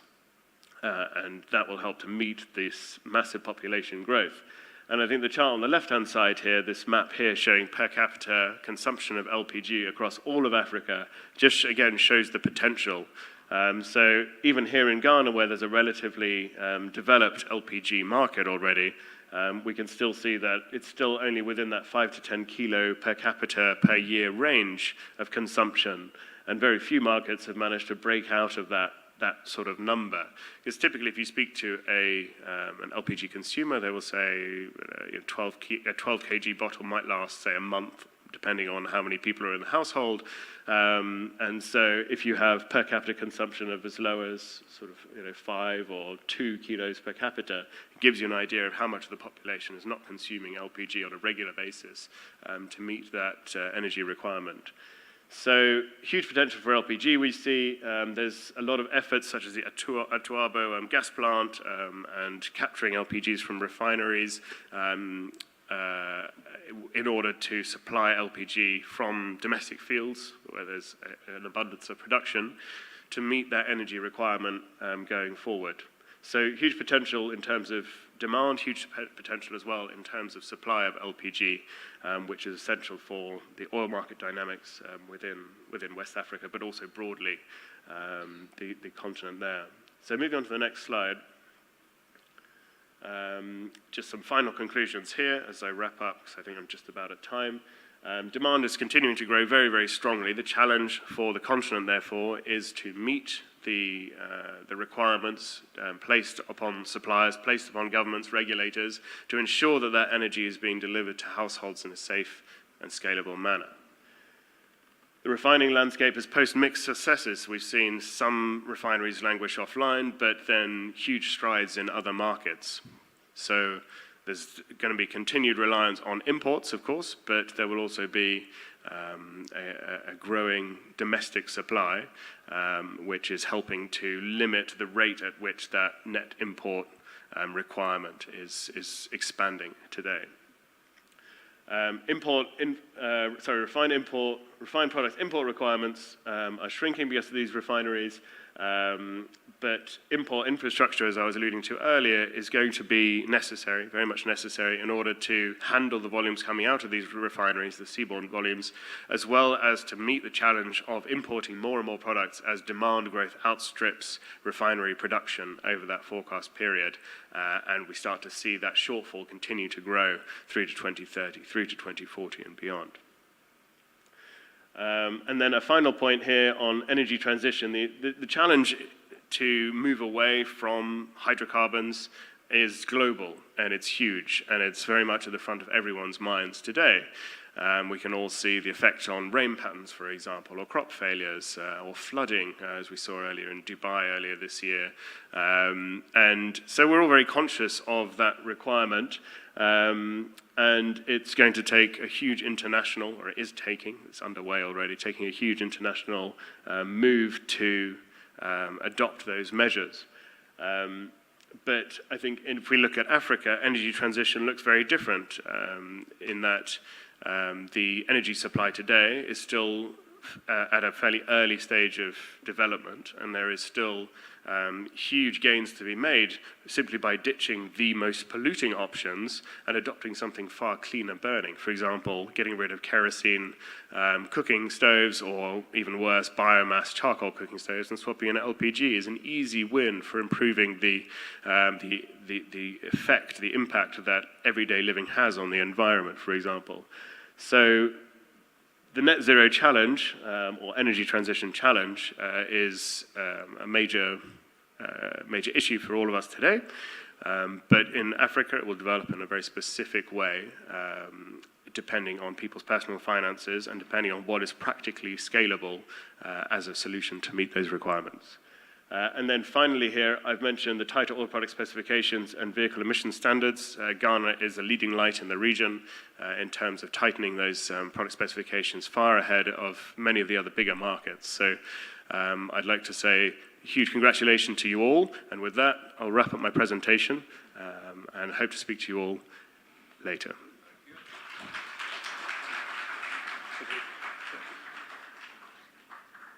We're grateful to you, Mr. Jeremy Parker, Head of Business Development, CTAC Africa, on that very great expose on oil market dynamics in Africa, although he did that in 23 minutes, exceeding the time I gave him.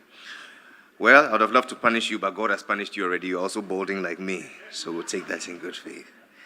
Let's move to the next presentation that feeds from this. We're going to know about the MPA and how the regulator is promoting efficiency through growth and sustainability. Make welcome the Director Policy, Madam Sheila Ado.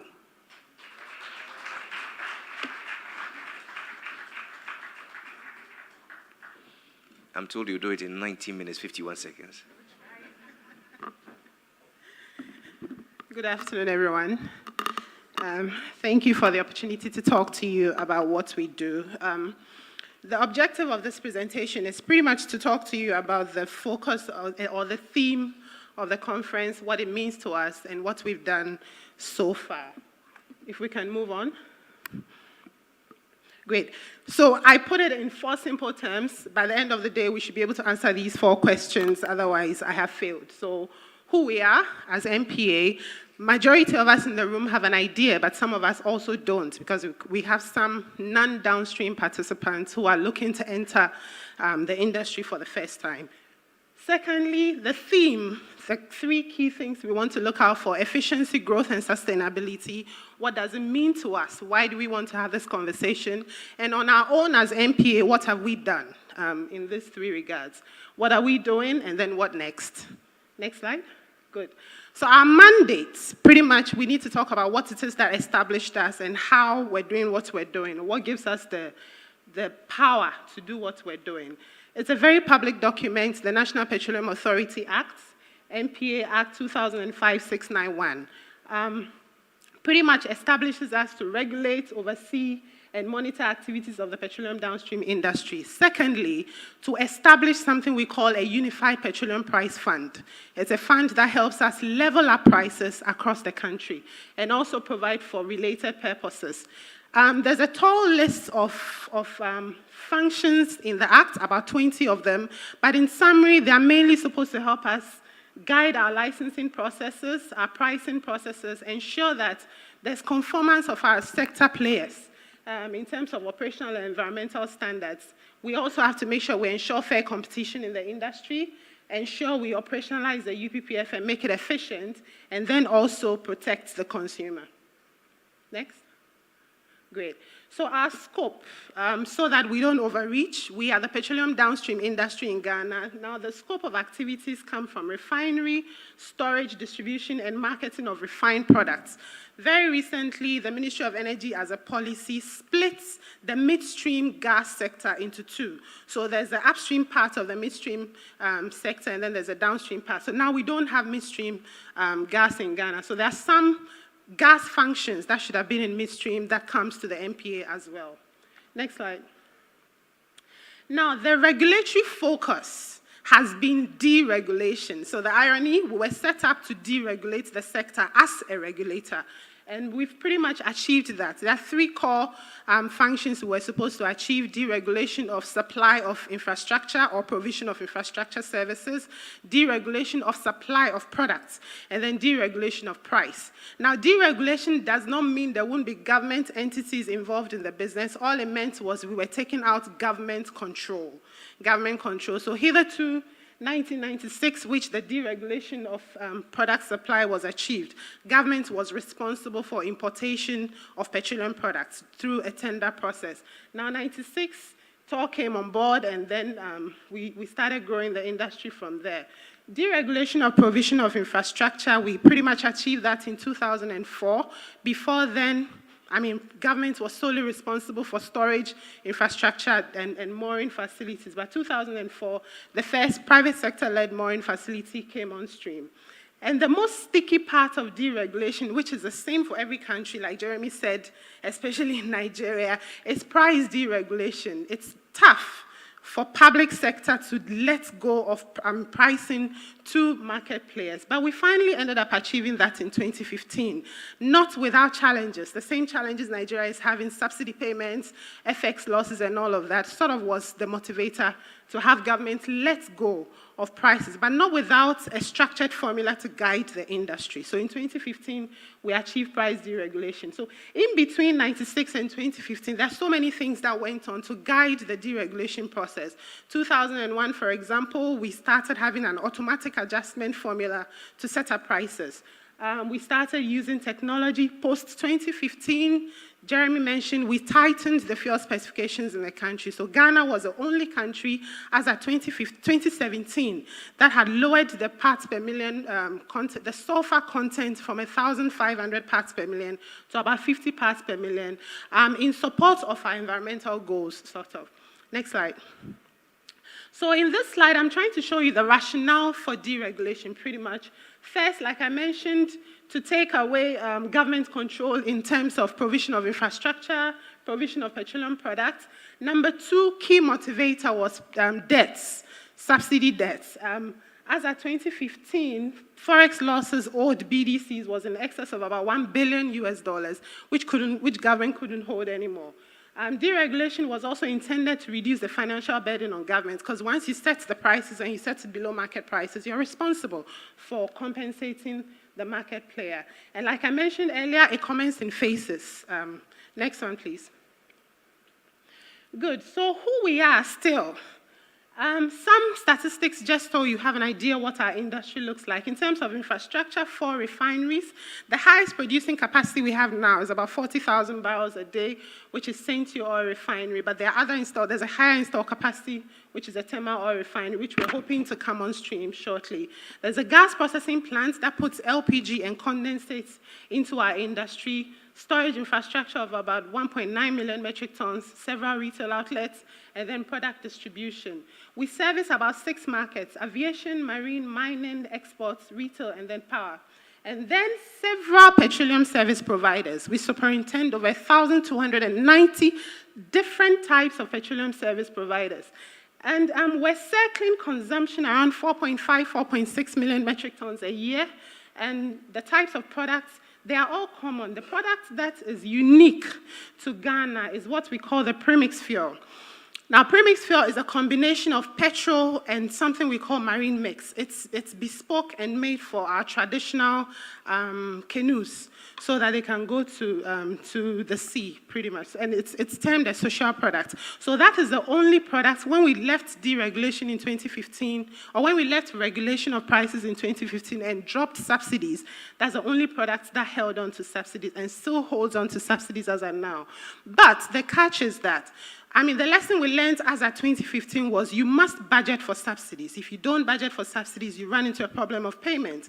So if you recall, the ESLA Act was established, the Price Stabilization and Recovery Levy was instituted in the ESLA Act so that we can get funds to pay for premix subsidy.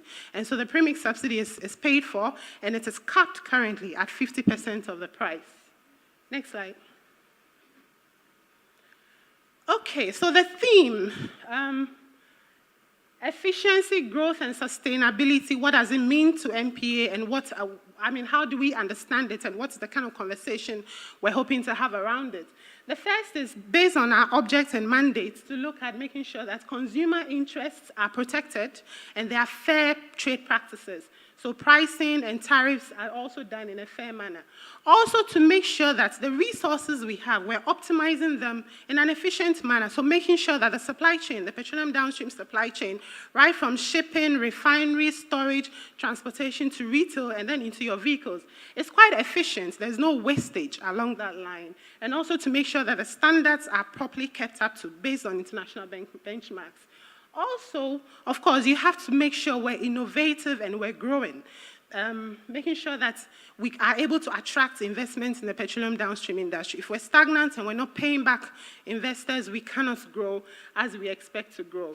Now, the recent discussions about energy transition and the like, even though Ghana's position on energy transition is to pretty much try to achieve a net zero carbon emission structure in the energy sector by the year 2050 and ultimately by the year 2070. So we're pacing ourselves because like all African governments or like most African energy sector players, what we're saying is that we need to maximize our hydrocarbon resources before we decide that we're transitioning to renewable energy. But the world is moving, so we cannot live like an island. We also need to, find a way to balance maximizing our hydrocarbon resources and preparing to match the world. So the petroleum downstream industry is at risk of stranding if we do not adapt to the energy transition conversations. And so it's there. We are not, forgetting about energy transition. Also making sure we have sustainable practices. Recently, you're hearing about ESG to make sure you can get financing. So sustainable practices to make sure that we can reduce our carbon footprints in the industry. Next, please. Great, so what are we doing? There's a lot that we're doing, but more recently, I tried to just highlight a few of our activities so that you can also put your conversation and your thoughts into context. We are responsible for making sure that safety standards and operational standards are complied with. So every year, we go around every petroleum installation in the country, over 9,000 of them, probably two, three, or 4 rounds on regular inspection basis. And then there would also be ad hoc inspections to make sure that people are compliant with regulatory, technical infrastructure, housekeeping, all the standards to make sure that we have bare minimum accidents in the industry. There's also constant safety training processes we have for our industry providers. bulk road vehicles. In order to drive a vehicle that moves hydrocarbon, there's a specialized training you get that gives you a specialized license in collaboration with DVLA, safety workshops. And for us, as a regulator, we recently decided that we needed to standardize our processes as well and then get certified. So we are on a path towards ISO certification for occupational health and safety management, quality management systems, and environmental management systems. Next, please. In terms of quality assurance, because it is key to make sure the quality of fuel that gets into your vehicles or your facilities meets the standards, we do regular product sampling and testing. A common problem we have at the filling stations are water in the underground storage tank, so that's a recent problem where we've addressed. Fuel marking, we previously, prior to 2013, had a problem with adulteration of fuels with something we call the regular fuels and the known adulterants. So at that time, kerosene was still being sold, in a predominant manner. Kerosene was a known adulterant for diesel because the chemical compositions are close. And kerosene was heavily subsidized. So you could buy a whole lot of kerosene, blend it into diesel and sell it off as diesel as a high price. Another problem we had was, remember I told you premix fuel is a combination of petrol and marine mix. Now what I didn't tell you is the proportions. 29 parts of petrol and 1 part of marine mix. So obviously you can pass premix fuel off as petrol. So people were blending premix fuel into petrol and sold off as petrol. Remember, premix fuel is highly subsidized.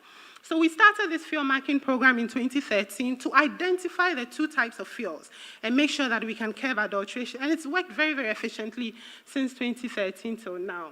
Gasoline standards, Jeremy said, we review our our fuel standards very, very frequently.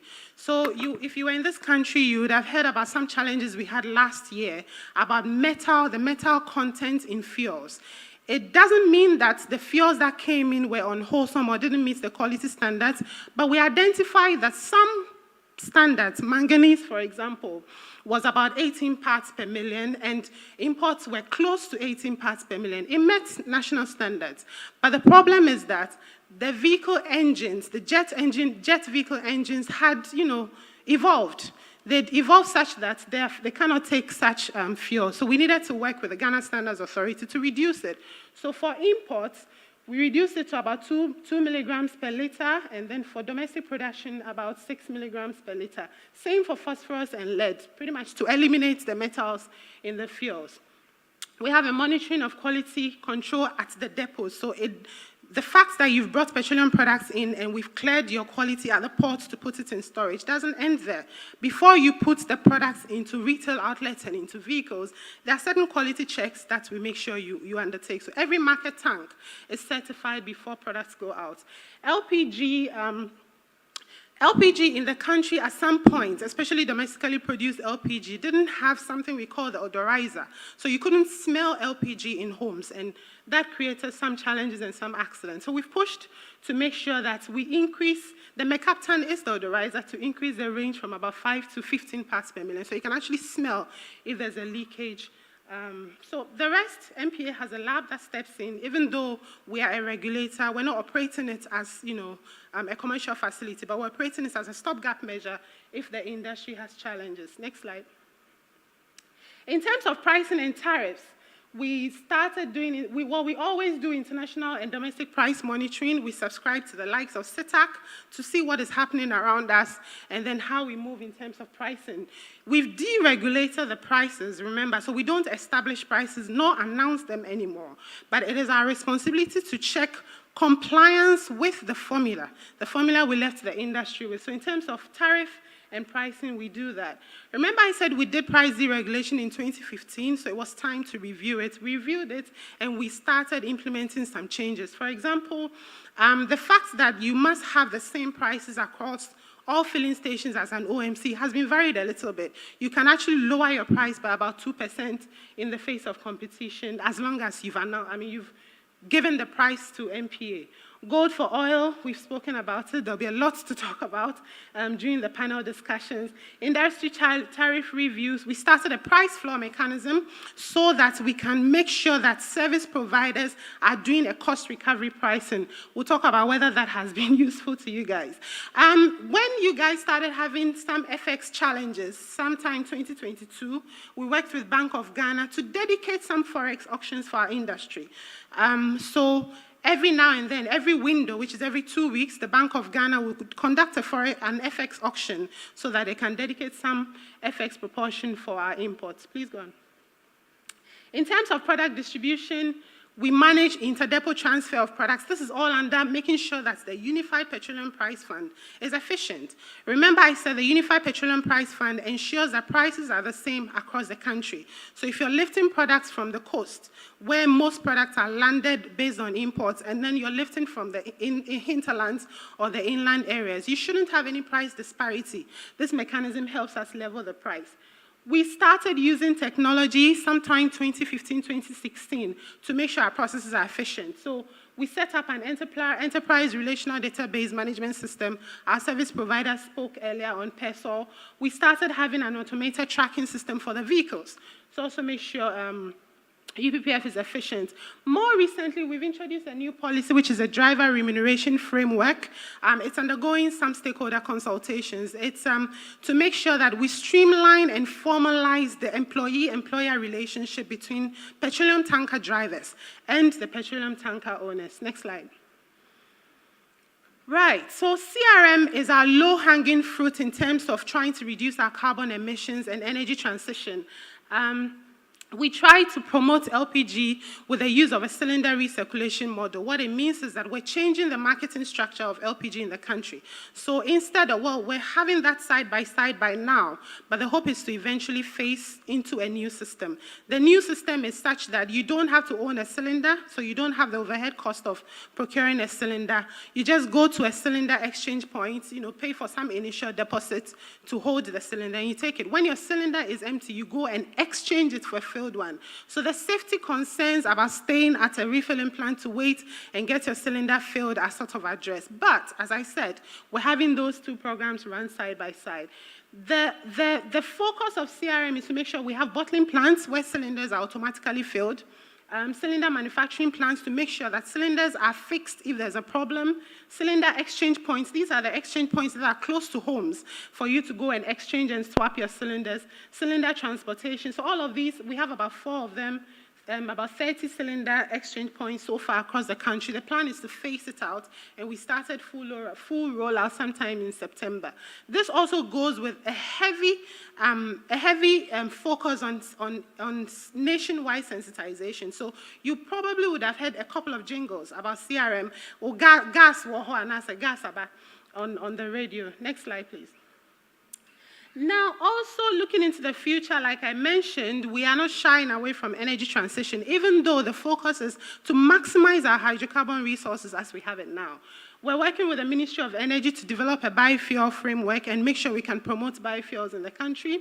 We did run some sustainable aviation fuel trials. We would look at how that has gone and then try and see if we can scale up. We're also exploring compressed natural gas for transportation in the industry. Next slide.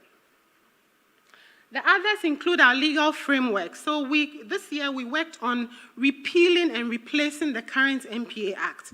The NPA Act, Act 691, has been in existence since 2005. Our industry has evolved very rapidly, and so many things have changed. So we need a bit more power to be able to regulate our industry as we should. We need a bit more clarity on what our processes are and, in terms of what the expectation of a service provider is. So that's the summary of that. We've presented a bill that is up for conversation with stakeholders and also consideration in Parliament. Now, we also decided to grow our Ghanaian content. The upstream has a Ghanaian content policy. The downstream, we didn't have a very clear Ghanaian content and Ghanaian participation policy. So you need to understand what role or what service that a Ghanaian has 100% capacity to, 100% right to operate in, what service that you must bring a foreign partner in, what are the percentages, We provided for that in a regulation for clarity, and that's also awaiting passing at Parliament. We set up a new regulatory framework for bitumen, built up industry capacity with training and conversations. Next slide, please. Now, finally, what next for us? Remember the theme, growth, efficiency, and sustainability. In terms of those three areas, our immediate focus is to make sure that safety standards are complied with, so we monitor, make sure that we're ISO certified ourselves, so we can prove our processes. Quality assurance, we continue. With a new law, we would be able to, decisively deal with security of supply issues, especially the illegal import and the influx of products illegally across our coast. Cylinder recirculation model would implement it. CNG policy as part of energy transition. We'll continue with it. We'll complete the conversation on the driver remuneration framework and then start implementing it. Product distribution, Ghanaian content, like I said, would ensure financial sustainability for the regulator. Because hitherto, what we do is to depend on the license fees that are paid for every licensee, but we're changing the fee structure to have some sort of fixed and variable license fee, such that we don't necessarily depend on the number of licenses in the industry, so we also get a bit more efficient. Energy transition, like I mentioned, going into the future, sustainable aviation fuel and biofuels. Thank you very much.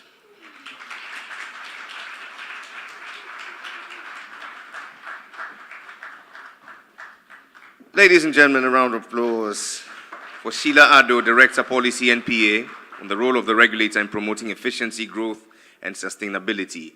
And if you've been listening very intently, there's a line or a few lines that are drawing through the various presentations that have come forth.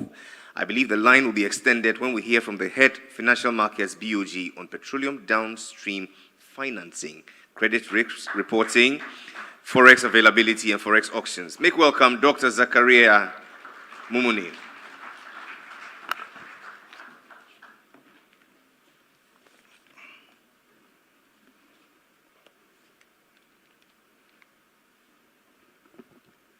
Thank you very much, Mr. MC. So unlike the previous two speakers, I will be delivering a speech on behalf of the governor, who was invited to speak on the financing of the downstream petroleum sector, and so that's exactly what I'll be doing. The speech here is on behalf of my boss, the governor of the Bank of Ghana, and so I will take the speech now. Good afternoon. So,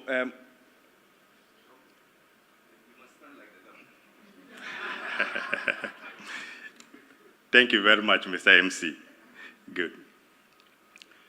So, the head of the NPA, Mr. Mustafa Hamid, doctor, the heads of other institutions here present, invited guests, ladies and gentlemen. So it is a great honor to be part of this 6th edition of the Ghipcon conference today. Let me first of all thank the organizers. Here I mention specifically the National Petroleum Authority, NPA, in collaboration with the Chamber of Bulk Oil Distributors, CBOD, the Association of Oil Marketing Companies, OMCs, all under the auspices of the Ministry of Energy, for the invitation to speak on the topic petroleum downstream financing. By way of just a background, Ghipcon is a downstream petroleum platform for industry education, policy construction, review and modification aimed at driving industry momentum for growth and development. Ghipcon, as you are all aware, brings together regional and international petroleum sector downstream experts and innovators to discuss industry best practices, governmental and regulatory policies, operational strategies, innovation, and financing and investments. Just a brief background, ladies and gentlemen.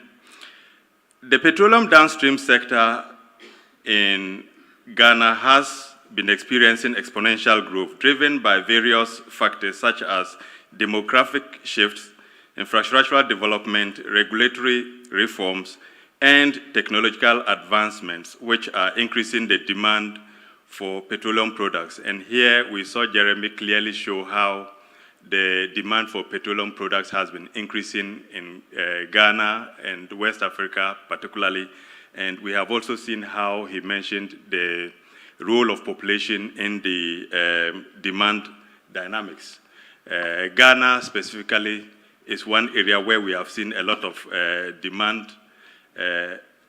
As you all know, until 2005, bulk oil distribution was mainly the preserve of state-owned Tema Oil Refinery, TOR. In the year, the downstream petroleum sector was first deregulated, allowing private sector players, here I mentioned the bulk import distribution and export companies, BDEX, and the oil marketing companies, OMCs, to participate in oil trading. I will now turn back over to the role of the Bank of Ghana in the financing of the sector and the overall financing from the banking sector in general. Specifically, I will be talking about the Bank of Ghana's gold purchase program, the BDEX forward auction, which was just mentioned a while ago, and the Gold for Oil initiative, which has also been introduced. And ladies and gentlemen, let me highlight some aspects of the bank's domestic gold purchase program, the BDEX Forex auctions, and the G4O initiative. In June 2001, the Bank of Ghana formally launched the domestic gold purchase program to convert domestic assets into foreign assets by purchasing locally produced gold with local currency from gold dealers. And in this case, we are talking about from the small scale, large scale mining firms and aggregators as well. The purchased gold is then converted into monetary gold or forex, which is then added to our reserves. The main objectives of this program were to boost the foreign exchange reserves of the bank, to diversify forex reserves portfolio as well, because then we now have gold forming part of the reserves portfolio. And on the basis of these, also leverage the gold holdings to raise cheaper short-term foreign exchange liquidity, because we could then leverage the gold holdings to raise short-term foreign exchange financing from abroad. And in general, flowing from all of these to foster confidence in the economy in order to attract FDI and increase economic growth ultimately. In 2002, in response to escalating export prices of petroleum products and to avert any possible shortage of these products resulting from the substantial increase in the world prices of petroleum products, an exclusive FX auctions for BDEX and the G4O initiative were introduced. The G4O initiative, for instance, was launched in January 2023, and it aimed to leverage the existing domestic gold purchase program operational framework. Remember, we had already launched the domestic gold purchase program where we aimed to boost the foreign exchange reserves of the country. And so the initiative, the G4O initiative launched was then to leverage the operational modalities of the ongoing domestic gold purchase program to procure adequate supplies of oil into the country, refined products into the country, and at very competitive prices, initially based on a government-to-government arrangements, and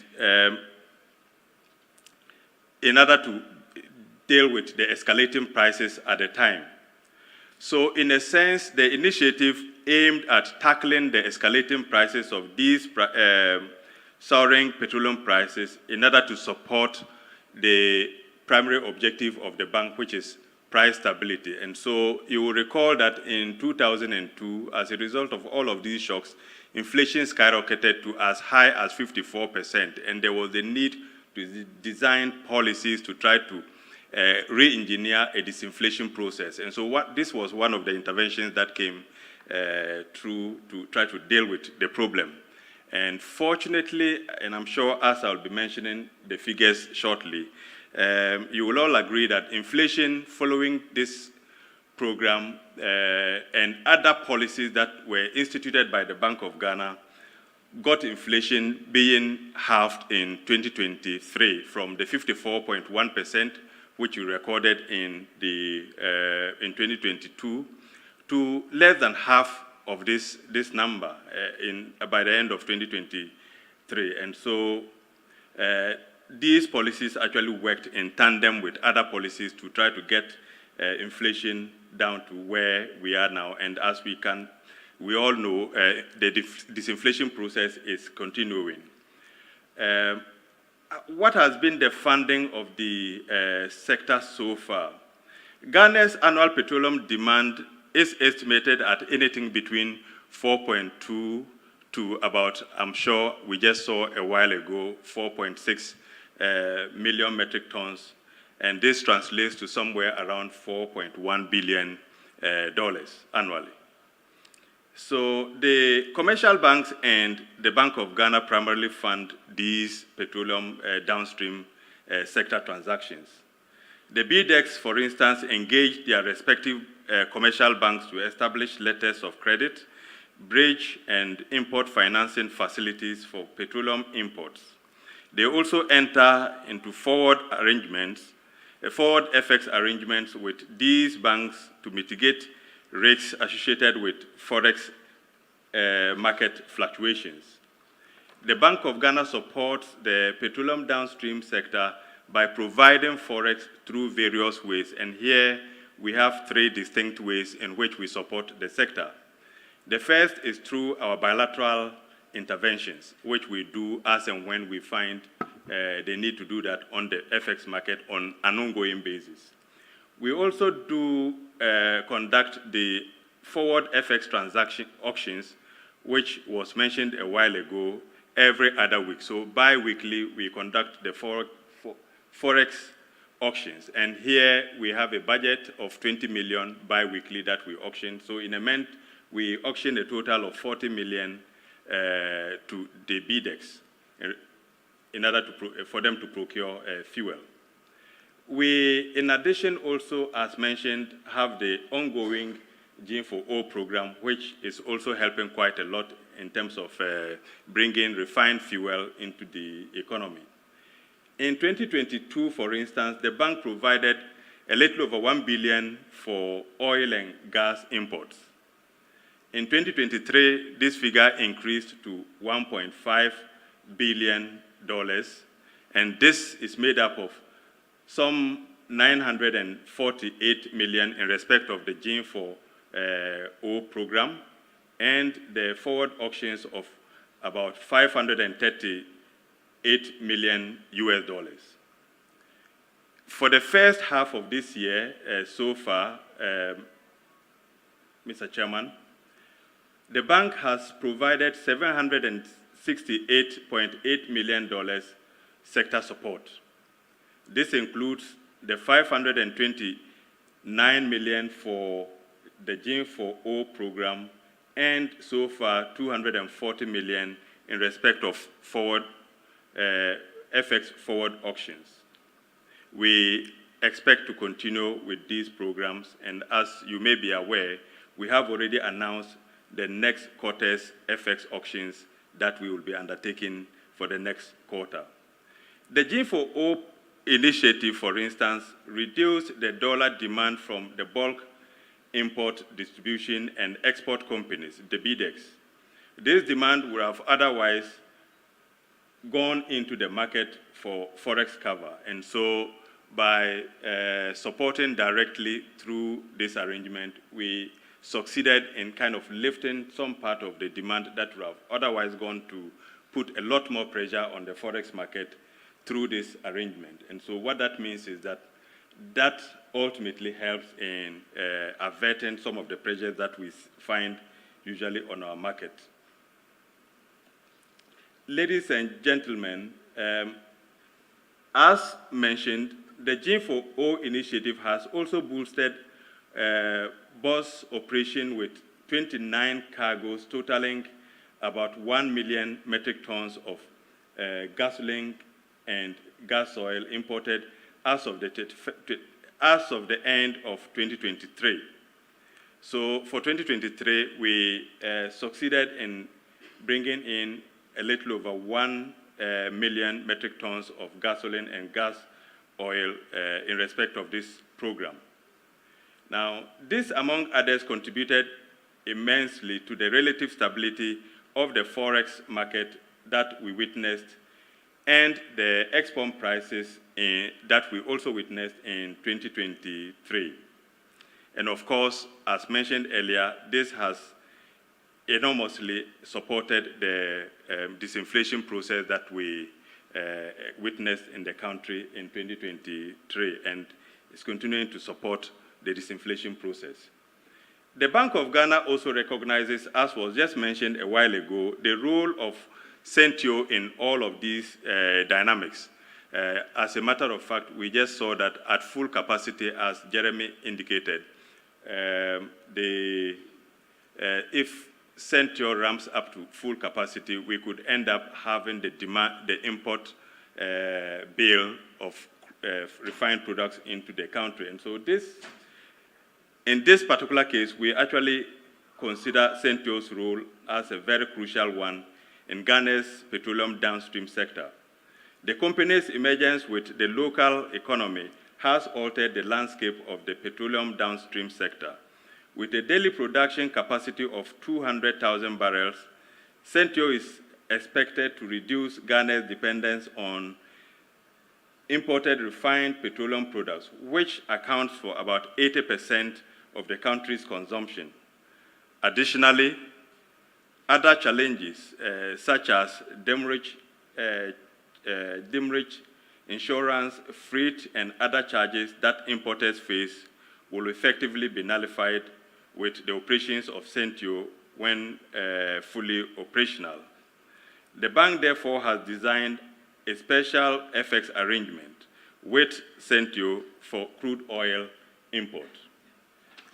Going forward, the bank will continue to pursue policies that support stability in the foreign exchange market to back the petroleum downstream sector, as well as support the economy in general. And here, we will continue to implement policies that support stability in the foreign exchange market, especially in areas such as compliance with the Foreign Exchange Act.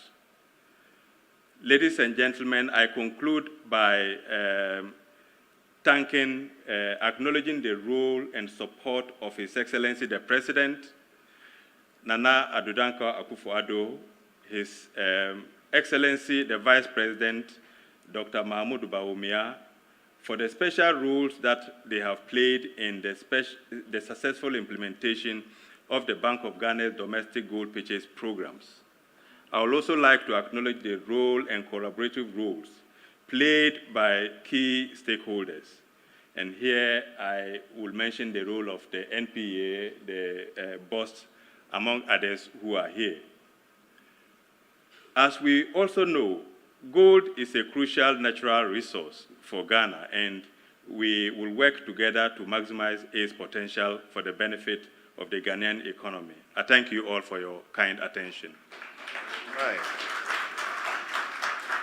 Mr. Zakaria Mumuni, Doctor, thank you very much. Head Financial Markets, BOG, on petroleum downstream financing through the lenses of credit reporting, forex availability, and forex auctions.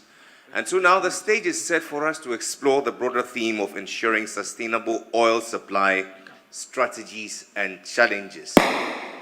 Our panel would do this in exactly 1 hour, 45 minutes for deliberations, and then 15 minutes to engage the floor, because at 2 o'clock we go for lunch. I'm told all the members of ICGC, you are not part. You are fasting. Helping us through this conversation is a very seasoned professional with 30 years experience, over 30 years experience, I beg your pardon, in the oil and gas industry, with a major focus on African markets, following a career marketing aviation fuels and trading oil products in Africa with Shell International and then with Trafigura. He joined CTAC as executive director in 1999 and became a principal partner in 2003. Having lived and traveled extensively in Africa, he offers clients his local insight and experience on the ground of markets across the continent with an emphasis on commercial and operational opportunities. His profile is as long as Princess Diana's wedding trail. So I'll stop here and welcome the one, the only, Mr. Gary Steele, Managing Director, CTAC Africa Limited.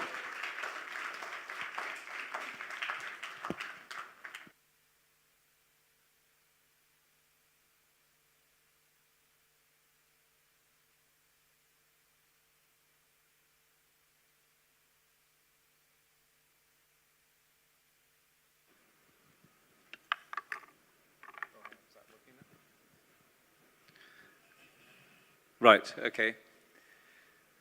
Well, welcome everybody. It's a great pleasure to be back here, and it's been a great pleasure to be involved with Ghipcon for several years now. As you said, CTAC has been going for 25 years, and during that time we have been very much involved in the downstream in Ghana.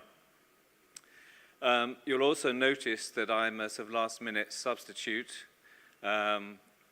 because I'm not on the program as the moderator. It's a sort of 90th minute substitution. If you've been watching the football, like the England manager Gareth Southgate like to put people on right at the last minute, I hope that I'm a super sub. I hope I'm more Ollie Watkins and less Harry Kane. Right, this panel, I think the thing to do is to just go through the synopsis first and call up the panel members. This is, as it says from the brochure, the topic of this one is ensuring sustainable oil supply strategies and challenges. And as it said, in the oil and gas industry, and we've seen this, as Jeremy was speaking, the energy transition is something that will be coming, but it's still some way away. So the oil and gas industry remains a crucial driver of economic growth and development throughout the whole of, well, globally, but especially true in developing nations. And although the sub-Saharan Africa refining sector experienced sort of high outages in recent years, it's expected that the refining output will be considerably better this year, following the startup, most notably of the Dangote refinery and also the Centur refinery here in Ghana.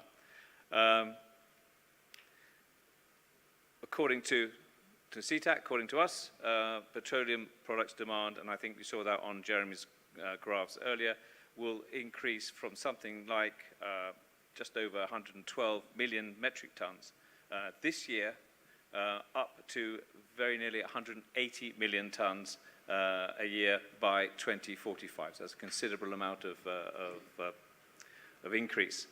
In Ghana, as in other countries, oil and gas remain the primary sources of energy, accounting for just over 61%, nearly 62% of the energy mix. And given this sector's substantial influence and its impact on various, in fact, nearly all economic activities, it's imperative for Ghana to ensure it implements strategic measures aimed and required to bolster the industry's sustainability, which includes mitigating against risks of supply disruptions stemming from anything from natural events, changing weather, obviously pandemics. We saw that during the recent pandemic, which at the time was described as a once-in-a-lifetime event, but now we're not quite so sure. as well as other things arising from human activities, geopolitical tensions and conflicts, as we've seen in various countries.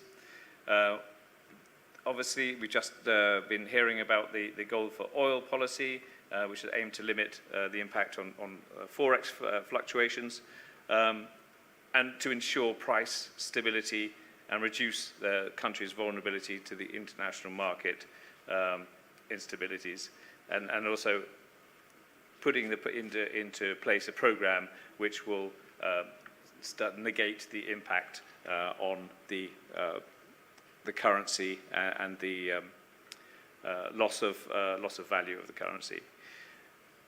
Okay, so the Ministry of Energy is in the process of developing a national strategic fuel reserve policy to build up the country's strategic stocks through a financially viable and sustainable program.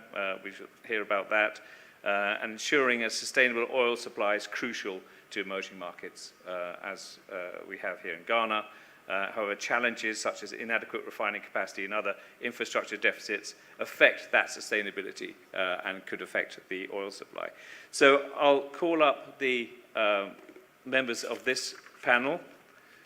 First on my list is Dr. Edwin Provençal, the Managing Director of BOST, Bulk Oil Storage and Transport Limited. If you'd like to join me, please. Dr. Provençal, before he was MD at BOST, was formerly an advisor to, yeah, pick a seat, any seat.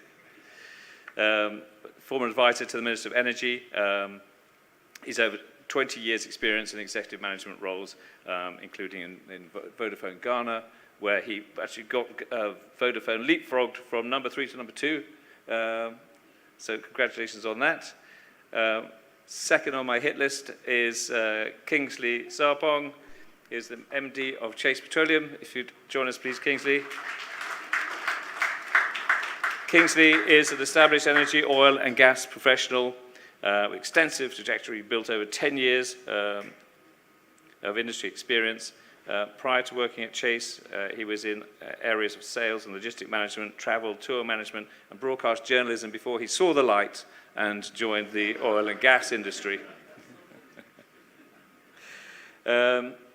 His career at Chase started off as marketing executive, then he became head of commercial. Now he is running the company. So, excellent. Next is an old friend of mine. In fact, I think I know everybody here. Joshua Okpalane, who's the regional downstream manager at Vitol. Join us, please, Josh.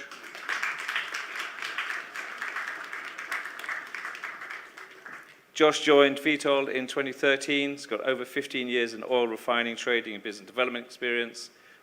He fulfilled roles across crude and derivatives trading desks in Vitol's Houston and London offices, and moved to Ghana in 2019. Prior to his Vitol career, he was a process engineer with ConocoPhillips in Pennsylvania, and later crude optimization engineer at Phillips 66 in Wood Driver Refinery in Illinois. Welcome. Then we have Abbas Tasunti, the head of economic regulations at the NPA. He has over 12 years of experience in petroleum industry. People say 12 plus or over something. This is, I think, just to disguise quite how old they are. If I said I actually had like 40 years experience, you'd be able to work out how old I am. Over 12 years experience in the downstream industry. He ensures efficient pricing and promotes fair competition amongst players, instrumental for implementing key policies, price deregulation, fuel sulfur reduction, and the CRM. He's served on several committees. And finally, please welcome back Dr. Sakari Mumuni. As you've heard, he's the Director of Financial Markets, Department at the Bank of Ghana, and a member of the all-important Monetary Policy Committee. Okay, I think perhaps we probably get straight into the meat of the discussion. I think I have everybody here. I shall move myself down to be with you. Does everybody have access to a microphone? Yes.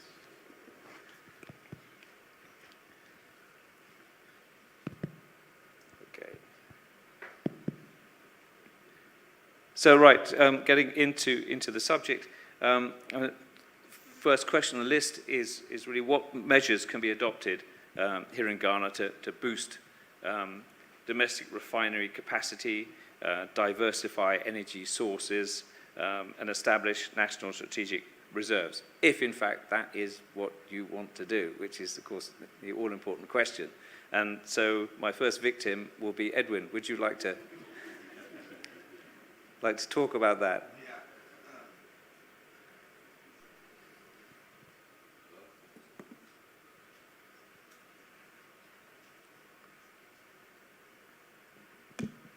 Hello. Thank you very much, Gary, and thank you to the organizers for giving us the opportunity to dialogue on the downstream sector. As you're all aware, BOST, we have responsibility. One of our key mandates is reserves, to hold reserves, to import fuel, and also to export same. So yes, it is true that currently we haven't executed our mandate very well, especially in terms of the reserve. And the reason why we haven't done that very well is the fact that holding petroleum reserves is like an insurance policy. And for an insurance policy, there is a certain premium you pay. Currently, even though the country desires BOST to hold reserves, nobody pays the premium. So in terms of holding the reserves, even though we have storage, because the strategic reserve levy has been zeroed out since 2007, when I'm asked about reserves, for example, I say we don't have any reserves. What we have is inventory, because they are separate items. So there has to be a regulation and very deep thinking from the regulator and the policymakers to decide the petroleum security of this country. And when you talk about petroleum security, that's where it touches refineries, it touches the supply side, the logistics, the infrastructure, and all these things. So my initial comment on this is that if we want to put our money where our mouth is, then we need to, if we want these reserves, then we need to put our money where our mouth is. And I think there are a plethora of solutions to make that happen. Maybe as we continue, we will delve in deeply into how to make that happen. Thank you. Thank you. Yes, I mean, it depends on what you want, whether you want to have, it's different ways of doing it with strategic stocks, whether you actually physically want to have the oil in the tank, or whether you want to say, well, all the inventory becomes part of it, even down to your crude in the fields offshore. Are they part of the inventory, part of the strategic stocks as well? Could they be added in as strategic stocks? Just want to ask you, Josh, whether you could make comment on how you see this in other countries and how they have moved with this particular problem. Thanks, Gary, and good afternoon. Good afternoon, everyone. I think, the original question was, how do you make sure that you sort of have refineries that work, I suppose, right, in the region or in the country? Yeah, it's part of the right. Part of the question. And I like the way you posed it. Was is that actually something that you want, right, as a country, or what you have, is it working, right? Obviously, in the case of Ghana, demand, I think you guys probably have the best data. around demand is around 100 to 110 kbd, right? Toll is there, and we now have Central at each at roughly 40,000 barrels a day. So the question is, obviously, the private sector has, in the name of Central, has come in and put up a 40,000 barrels plant. The question is whether, if as a country or as a government you want to sort of make sure that you have adequate capacity, then the question is, do you go back to toll and resuscitate that to sort of bring the capacity closer to what the country actually needs, right? And there's a lot that goes into refinery, as we all know. On VTOL, we run roughly about 700,000 barrels a day of refining capacity around the world, and it's a very complex thing to do, right? We talked earlier about ESG requirements, banking. Running a refinery is not something that you just walk up and do, and I'm sure Central is finding that out. Dangote in Nigeria is finding that out as well. So it's something that requires private capital to come in. It requires banking sector to come in. It's not something, but to make it easier, I guess, you need an enabling environment. I think is the fundamental requirement that's really needed to make that happen, which goes back to the question as to, is that actually what we want to do, right? Because maybe what's currently happening works. And you can actually make the argument that perhaps in a place like Ghana, where the demand is not that huge, right? Maybe the status quo is fine, and you don't need to go in and do a lot of investment to get the refineries back up and running, right? Maybe Dangote at 650,000 barrels a day, like Jeremy presented earlier, should take care of the sub-region. So I think it's something that perhaps the policymakers need to go back to the drawing board alongside guys like Abbas, right? To say, okay, when we do the balance around the country, do we really need this investment? Because again, you need to balance that against the sort of the carbon emissions or the new energy requirements that we're talking about that was presented earlier, right? Maybe in the grand scheme of things, when you draw a box around the country and say, well, if the market is going to grow at 2 to 3 or 5% per annum, you're not going to build a refinery that will satisfy that solves the problem in 5 years. Maybe Dangote solves that problem for the whole region. Maybe Central solves it, and then you get a little bit from imports into the country. So just to summarize it, I think the factors that make that happen is really going back to the drawing board as on the energy policy around the country, and this is where we need the policymakers to sort of step up and help drive that decision. Thank you. And of course, you dropped Abbas straight in it there because you're talking about policymakers, and you're part of that. So what's your view? How do you tackle this from a regulation point of view? So from the regulatory point of view, first of all, NPA's mandate is to ensure that there's security of supply of petroleum products. So whatever we do, we have to ensure that there's no shortage of products in the country. So if you have local refinery in the country, that helps to ensure that does not happen. I think we all remember what happened in 2022 when Russia attacked Ukraine. And when there was shortage of diesel, the Western countries thought of themselves first. For us to get part of that product, we had to pay high premiums for that. But if you had local refinery capacity that meets your demand, and you have the crude that feeds those refineries, then you are assured of supply. So you don't have to fight with the Western countries to fight for the available finished products on the market. But putting up refineries is a commercial decision that someone has to make. And from the regulatory point of view, what we have to do is ensure that there's that enabling environment that attracts that investment. And so our policies of ensuring that if I put up a refinery, the pricing and the other support services are there, or I'm able to recoup my investment, should be able to help to attract such investment. I think he mentioned Dangote. It's not an easy thing just saying that I've put up a refinery. We've seen Dangote himself complain about the fact that he's not even getting the crude from Nigeria. He's had to import crude from the US and other parts of the world. So all that support, that begs the question, if Ghana is supposed to have all of these refinery capacity, do we continue importing crude oil when we produce crude oil in Ghana? So do we have to change our contracts for the locally produced crude such that it will be dedicated to our local refineries so that at least we are guaranteed that if we have local refineries, then they are guaranteed, they are assured of supply locally. If we have to keep going back to import the crude, then we are still exposed to that fight for the crude on the international market where you may have to pay high premiums when there are no vessels or there is a blockage of shipping routes. So all of these are important, and like I said, for us, security of supply is very important. And when you look at finished products that are produced by local refineries, it's very easy to import the likes of petrol and diesel because the volumes are high. But there are a number of products that the refineries produce, like residual fuel oil, if you take LPG, the 80Ks, that are not consumed very heavily in Ghana. And if we have local refinery capacity, I think they can meet our demand, and therefore we wouldn't have to import those ones.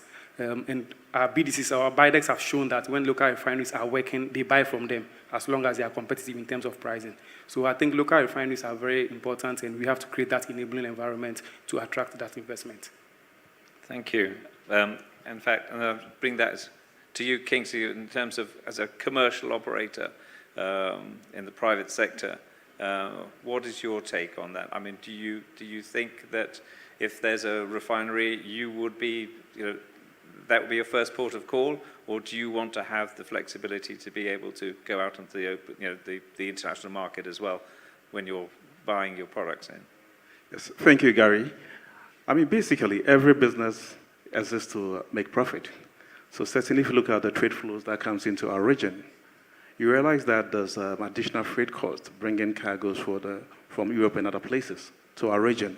Now, where I have proximity in accessing the products at a cheaper cost, and probably now that, let's say, Central is getting Bank of Ghana forest cover, that means that my FX exposure is also reduced. I don't incur demurrage costs and all those bits. So I'll wait a cost-benefit analysis. Certainly, if the local refinery, as of today, it makes sense to buy locally, considering where the city is today. So if they still keep maintaining that good prices, and all those exposures that I'm exposed to when I import is eliminated, certainly I'll stick to local refinery. Thank you. Okay. So, of course, that brings us to the money man. Zakari, you have, at the Bank of Ghana, obviously you put in place the Gold for Oil scheme, which you underwrite, obviously, working through BOST. Are there other things that you can do? Would you be in a position to finance a restructuring of, I'm putting you on the spot here, of TOR, for example, bringing back a refining capacity that is already there? Is that something that could be done? Well, thank you very much for this question. Obviously, yes, that is feasible. And I say this because I mentioned just a while ago that given the significance of Centio, for instance, we have had to make special arrangement to actually underwrite their FX requirements anytime they come up, onto the market. And so this is how much we do. But to add briefly and more generally to the discussion, I think, so it's one side, again, my colleague mentioned every business is in the business to make profit. So the first part of it is that you are producing, but the second part of it is also to make sure the prices that you also charge reflect the cost that you incur in this production. And here I mentioned the issue of subsidies. So if TOR were to come on stream again and then it still does not recover fully whatever cost that it incurs, that obviously will be a problem. And so to this extent, you will expect that once funding is made available to them and they are in production, every effort is also made to ensure that the prices that they charge for their services is devoid of any huge subsidies that can ultimately create problems for them again. Thank you. Yes, that's of course the issue. The issue is that the refining business itself is inherently risky. You are at the mercy of the markets. You have to be able to ride the storms of the international pricing, and you have to try and make a profit. And as Josh knows, because he does this for a living, trying to lock in refining margins is not always easy if you're talking about a single refinery. if you've got a big refining book, that's something like VTOL, for example, that makes it a lot easier. It also brings into focus the fact that we've been talking about energy security, which is not something which has really only started to be talked about in the last few years since instability in Eastern Europe. Because at that time people were saying, well, why bother with a refinery where we have all this product floating around internationally? You can just go out there and buy it off the shelf, so to speak. You don't need to invest in and take the risk in refining. But now people are saying, well, hang on a minute, we have to be strategic. And someone told me a long time ago, the problem with the word strategic is you can probably swap it around with another word, which is uneconomic. It says any project that is described as strategic is inherently probably not going to bring you the returns that you want. So we talked about refining. We mentioned obviously the situation with fuel reserves. I guess I think the fact is with these increasing numbers of geopolitical instabilities, and they can be regional or international, how can Ghana build in some sort of safety net if you want to shield consumers from external price shocks? And I start that off with Abbas again. If you, as a regulator, how do you feel about how do you shield the consumer against price shocks? So we would have to start first of all by looking at what really is causing these price shocks. And in our context, and similar to many African countries, because we are net importers, we always have to import in USD, and we have the situation where our currencies are not stable. So we've noticed over the period that our price increases have been because of the instability in our exchange rate in particular. So then you have to think about what do you do to ensure that the industry is not exposed to these forex volatilities. And that is how, for example, in Ghana, we've looked at several options. In 2022, like the Bank of Ghana mentioned, we had to look at what we can do to support the forex demand of our industry for oil imports. In as much as the CD continues to depreciate, it compounds if the BIDEX don't even know what rate to use in pricing. So there are two issues there. Either they use a low rate in pricing just because of competition and they end up making losses. When this happens, they may not be able to pay their suppliers because of debt.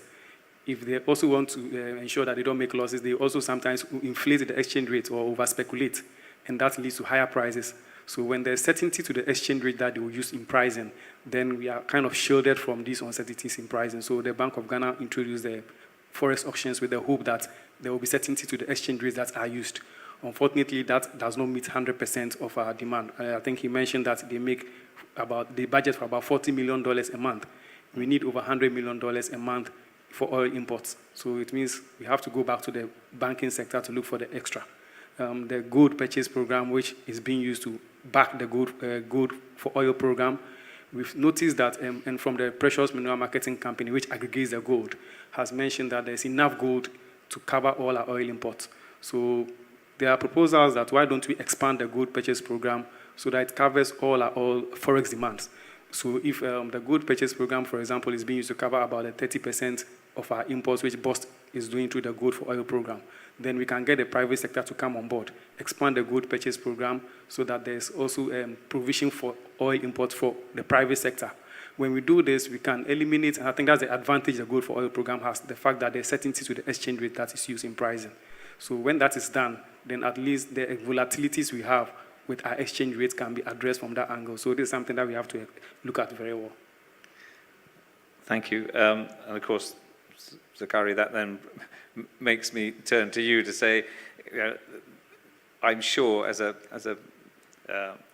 member of the MPC, you have obviously not just the issue of the oil and gas dollar needs, but for many other things. It's easy for us to sit here in our sort of your oil and gas bubble, but when you're in government, you have the weight of the world on your shoulders.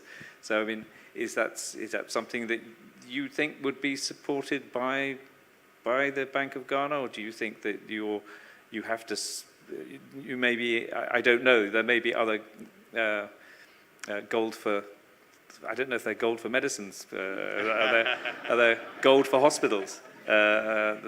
Plenty of other opportunities to spend the gold. So do you think that's something that would you support covering the whole of the requirements of Ghana, or would you like to see that obviously the commercial banks are continue to be involved in the process? Let me say this is a very difficult question to start with, because then yes, you have actually shown why it is difficult, because then you might end up having to have gold for every item that we consume in the system, because I'm sure for the most part many of these things that we need tend to be critical, and you can talk about medicine, you can talk about, and it's true. We don't just look at only the petroleum demand. Sitting here, because I was here very early, on a daily basis, we monitor the total demand of the country and from which sector it is coming, and also even which company is driving this demand. We do this on a daily basis. Every day when the financial markets open, we are in touch with all the banks. We are able to know where the demand is coming from. We are able to pick where the oil demand is coming from. And the oil side used to be one of the very lumpy areas, and that's why we had to design these special programs to lift a lot of the demand from that sector. As a matter of fact, in addition to the 40 million BTC auctions that we do on a monthly basis, if you look at what we pay for petroleum imports by BOST under the G4O program, so far, for the first half of the year, we have done something like 568 million. If you look at it on a monthly basis, it works out to about 88.2 million. Slapping that again to the 40 million takes us to a little over 120 million monthly that we support currently with in terms of oil importation. So this is how huge it is. You also have other aspects of the energy sector that we still have to support in addition to just this one. Now, having said all of these things, one thing that ultimately will give confidence to the economy is our ability to also have enough reserves, buffers. Today, things may be easy for us. We don't know when the next shock will be occurring in the economy. And so to that extent, we also, as much as we are spending now, need to also build buffers for the rainy day. Yeah. And so with all of these competing, demands, all we try to do is to, as much as possible, try to meet as much as we can of the energy sector demand, which is critical for the growth of the economy. And so, so far, this is what we have been doing. And just to add, in addition to the figures I mentioned, for the special case of Sentio, recognizing its importance in the economy, we have had to design an entirely different arrangement for meeting their FX requirements as and when they come. And this is what we do now, in addition to all that I mentioned. So we are trying in every sense to be able to meet the demand from the sector. I'm surprised you've still got your hair, honestly. I mean, it certainly sounds like a challenge. And in fact, I mean, looking at that, I mean, do you think, because there are a lot of issues with currencies in developing nations. Have you had a look at other developing nations, other people with currency issues? Kenya, for example. Do you get, any sort of feeling that somebody out there's got a better scheme than you, or has got a better answer, or do you think that this is the Ghana option is the best one?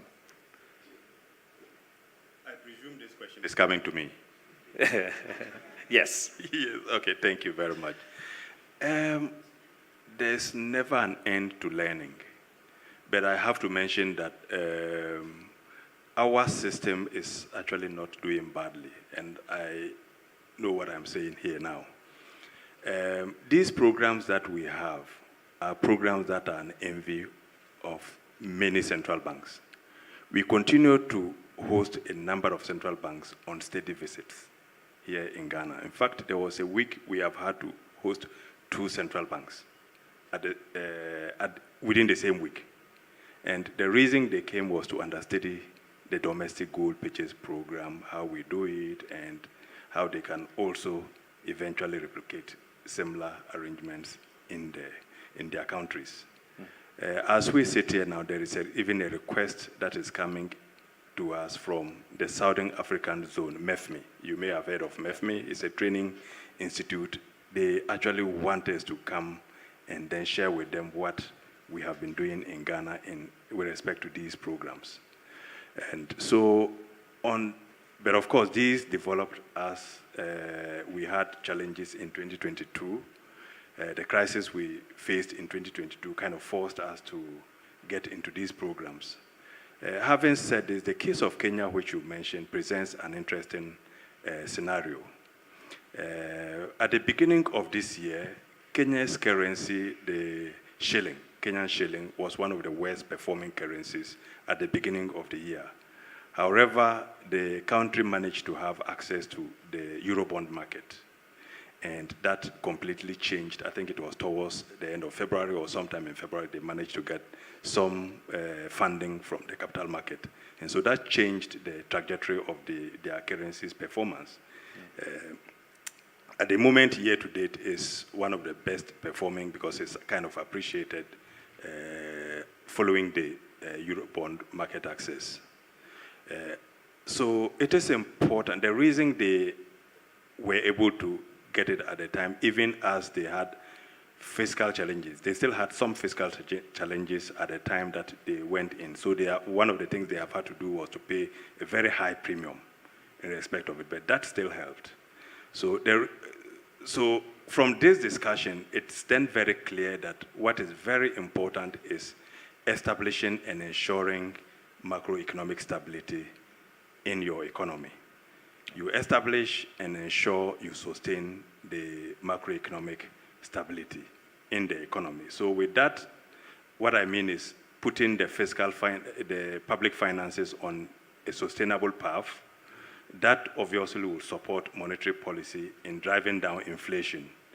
When this happens, you will also be able to build some reserve buffers because then you will not have to import so much and then your current account balances may not be in ways that you will need to fund on the other side all the time. And so establishing and maintaining macroeconomic stability in the dynamics is critical to ensure that ultimately you are able to maintain stability in the foreign exchange market.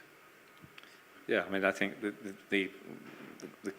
one of the key words in sort of the topic at the beginning was sustainability. You know, is this sustainable? It's interesting because what has actually changed, because, you know, looking at the end of this line, these two gentlemen, that you're now in a situation where Bost is a commercial player, in effect. Would you agree with that, Edwin? Pseudo commercial player. Pseudo.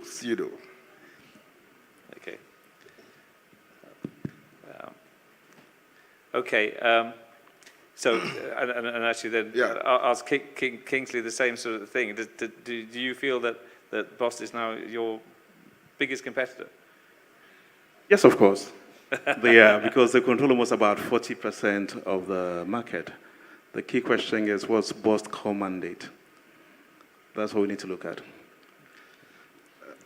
Gary just opened a can of worms. Okay, so I actually don't see myself as a competitor because if you look at my mandates, I have both profit motives and social motives. And on the profit side, it's not like Kingsley's kind of profit he wants to make. Because my shareholder is able to call me and tell me, minimize your aggression on profits to solve a national problem. I don't think Kingsley and friends will be called upon to do that, for example. So if you look at, and why am I saying that? If you look at 2021, when there was no gold for oil, BOST made a marginal profit of about 161 million Ghana cedis in 2021. In 2022, there was no gold for oil. We made almost more than doubled it to 342 million Ghana cedis. In 2023, with gold for oil, I'm actually making about 208 million Ghana cedis profit. So, yes, I'm being used in a dual role, but it's not, I don't see my colleagues as competitors. I see myself as complementing what they're doing, because their forex losses would have been more without BOST. Yes, and I'm sure they can. Yeah, you could argue that you're reporting. Cyrus even is nodding, saying yes.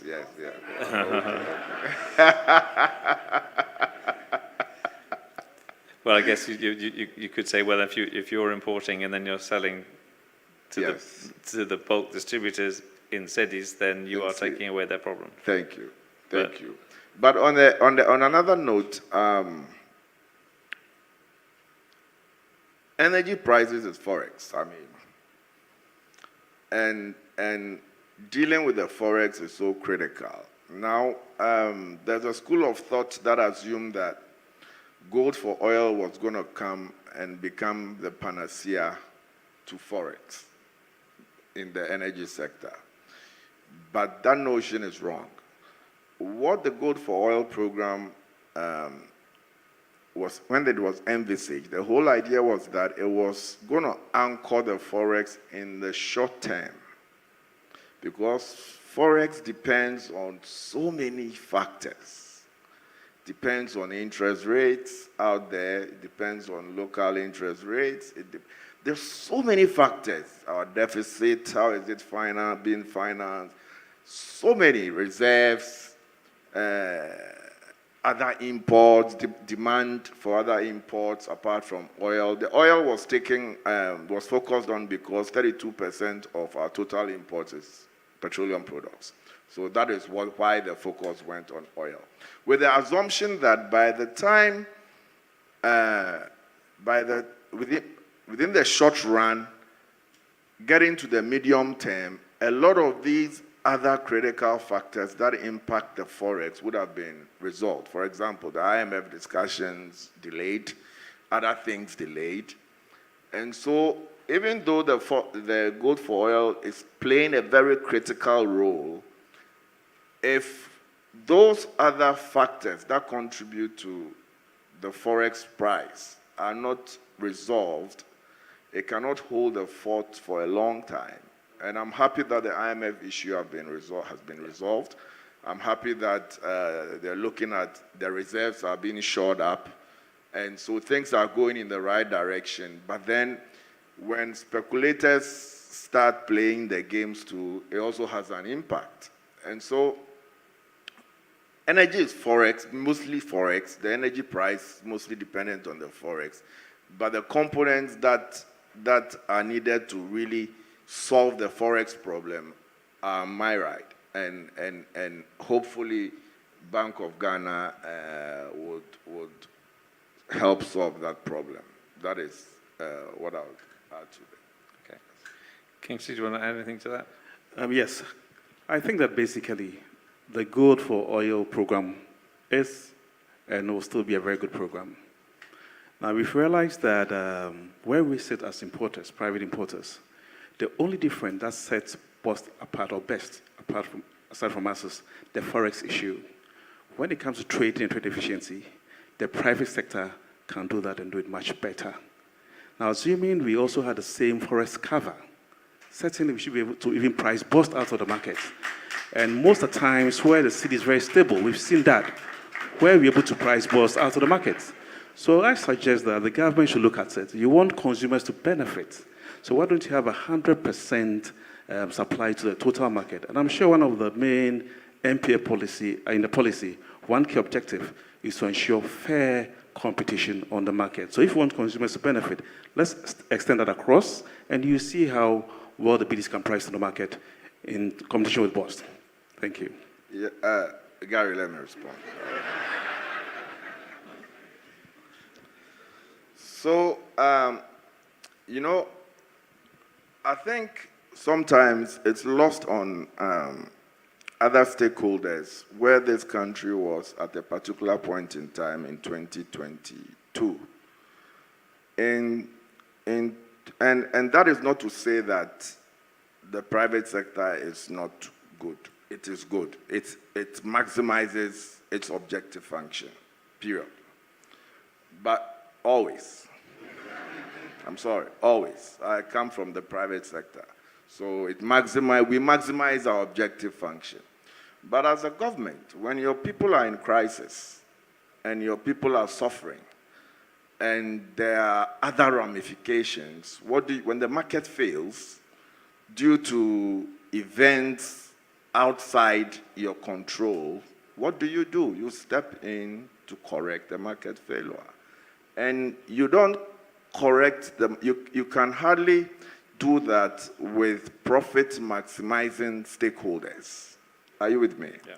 So, and that's why I say that if you look at, if all things being equal, my 2023 net income should have been about 1.2 billion, assuming I had brought in all those volumes of fuel. Are you with me? But it's 208. And that is a short-term intervention by the government, because the government owns the participants in the gold for oil. It can leverage that relationship to help salvage the suffering of the people. And that is what BOST is being used to do. Like I said, 2021, 2022, we made more money than we are making in 2023. So it's not I don't see it as a competition. I see it as bigger than that, because BOST is owned by all of you. All of you, taxpayers. You own BOST, 100%. But if the country is in a crisis, it has to use its government, state agencies to help solve the problem. And I don't think it's a permanent solution that has been put in place, because once the other factors that help deal with the currency have been resolved, and we have huge reserves, and our trade balance is very positive, and all these things, I think gradually the market will normalize. So I still this state as a crisis state, that the government is intervening, because we are not out of the woods yet. You know, the forest came down to like 11, and then all of a sudden, bam, because some incidents should have matured and didn't mature, it turned around again. So I want to reassure my colleagues that I'm not in a serious competition with them. I am being leveraged by the managers of the economy to help alleviate their suffering and also solve some of the challenges we have in the economy, which is driven by the price of fuel. Thank you very much. Thank you, Edwin. Gary, I just want everybody to know, I'm enjoying this, and Vitor, we're neutral in this, right? But it raises an important point, though, around, you know, government's intervention in a deregulated market, right? Which is, I think, the point that perhaps Kingsley is trying to, you know, highlight. When there are two external shocks. No, I mean, look, like you said, you Mr. Moderator, we have Okay. 11 minutes to bring the show down. Yeah, okay, I do realise that we stand between you and lunch, so, so I could become the most unpopular man in the room. At this point, I'd just like to bring in Michael Bozumbil, who's the CEO of Petrosol, who's in the audience, I believe. There he is. Yeah. Can we have a microphone, please? Michael, hearing what you've heard, what are your takes on this? What do you get from this conversation? From your position as an OMC. Right. So you're almost the consumer, but you're one step away from the consumer, if you know what I mean. They are your clients. You are their clients. Thank you very much, Gary. I think the key point here is fairness. That's one. And then two, we're also talking about sustainability of the industry. I do appreciate the work that Boss is doing, and Edwin is doing a great job. But I think even though we have fantastic guys in Boss, we tend to be subsidizing them. And I think that's risky for the industry. Boss, based on what it has now, my view is that it should be made to operate as a tank farm operator. What that means is that with the infrastructure that Boss has across the country, if Boss wants to play the commercial role, and indeed, and I agree that it should because it's a limited liability company, but it should allow the space, which is for the BDCs, that should be played. We have Go Energy there, which is for the government. So Go Energy should concentrate on that.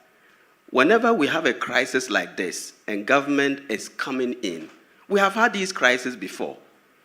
In the early 2000s, when TOR went through crisis, what the government did was to bring all the players together, and private sector salvaged the economy. We could have done this without having to hand over this project to Boss. And I think that if we are encouraging private sector participation, let's continue to do that. And I believe that NPA has what it takes to get this done. Thank you very much. Okay, thank you. I'd like to, at this point, because I'm conscious of the clock, open this up to the floor for a couple of questions. Are there any questions from the floor? Questions, comments, suggestions, please. Gary. Your name, your institution, Gary. straight. Can I make a comment on the little... In your closing remarks, you can do all of that, please. 1 minute. Thank you very much.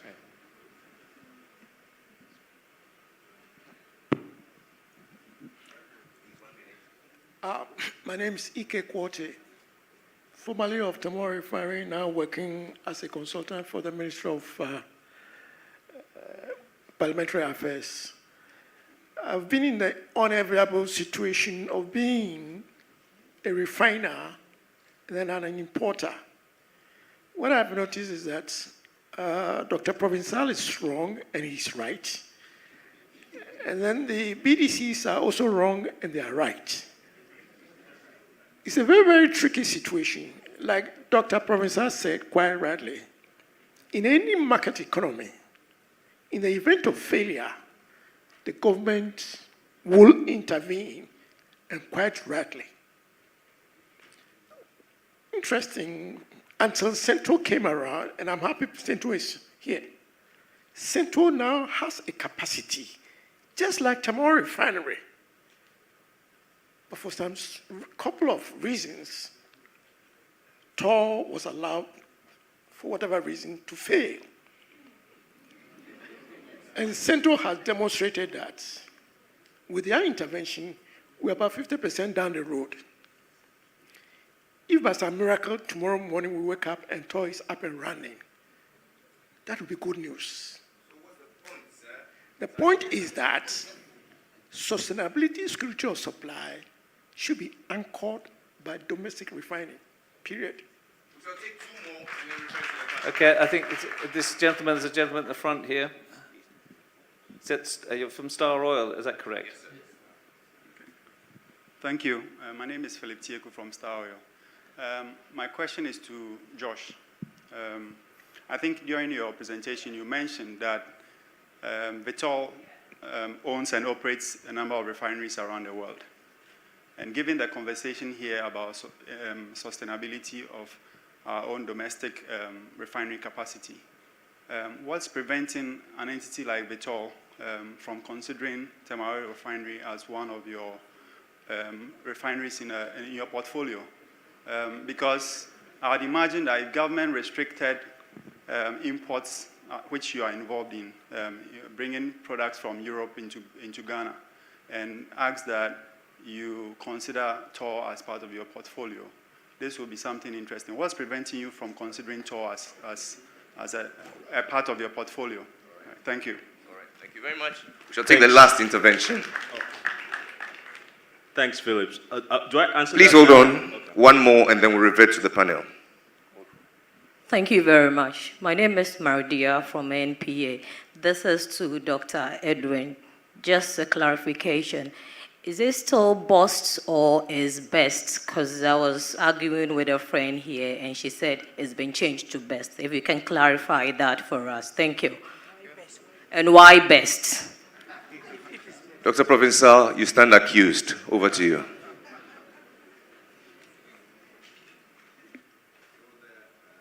Thank you very much. Was it Nadia?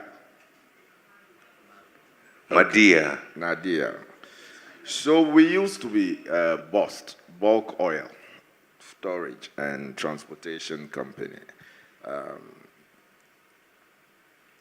Looking at where the energy sector is trending, energy transition, etc., we have changed our name.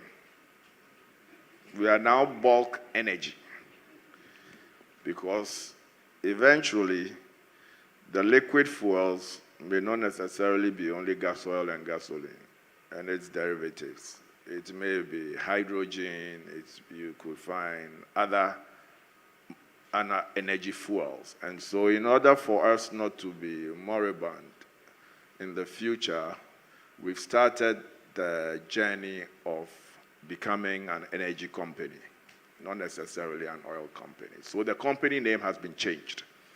And one of the first fuels we may bring into the market will be the blended gasoline, the biofuels, the one the ministry is trying, the NPA is trying to put together some regulation for it. So that answers your question. To Mike's concern, the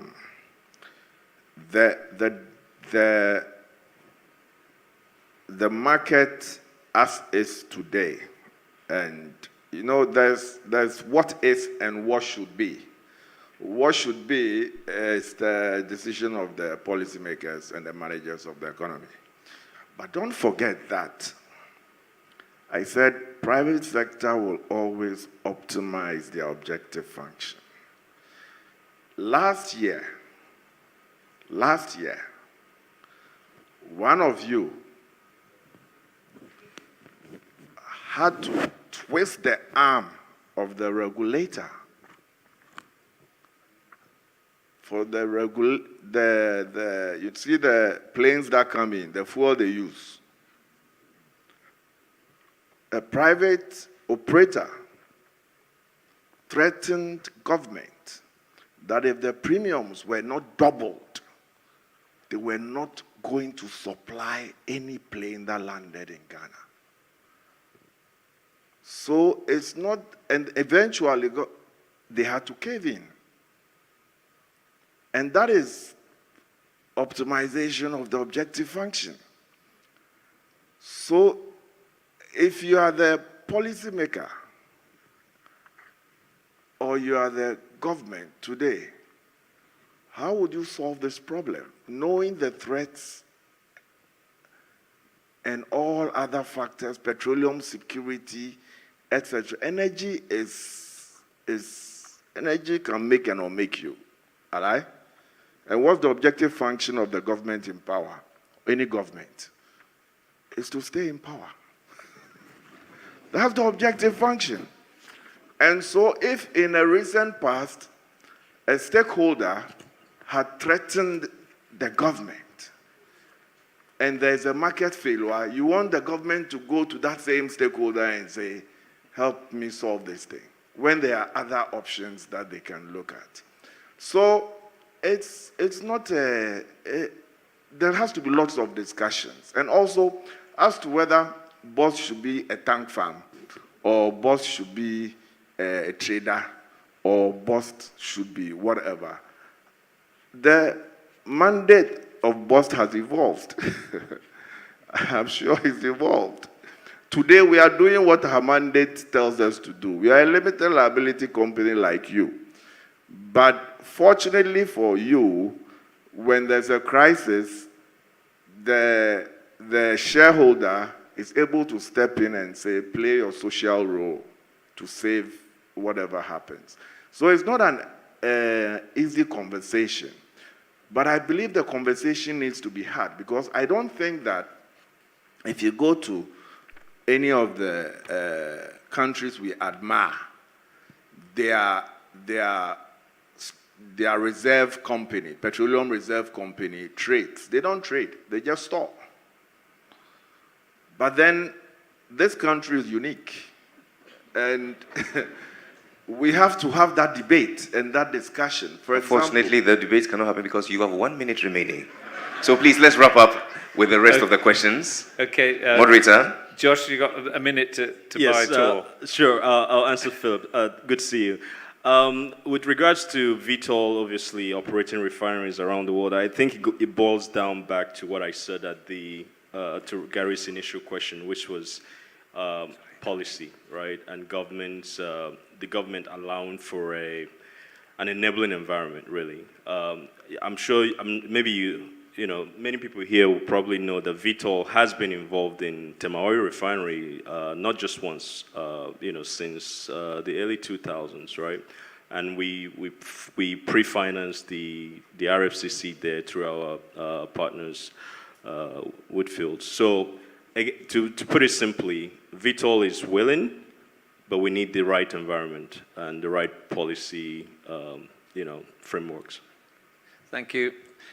Thank you to the panelists. I hope as a super sub I haven't scored an own goal there, but so I think that's great. Thanks very much indeed, audience. You are now released for your lunch.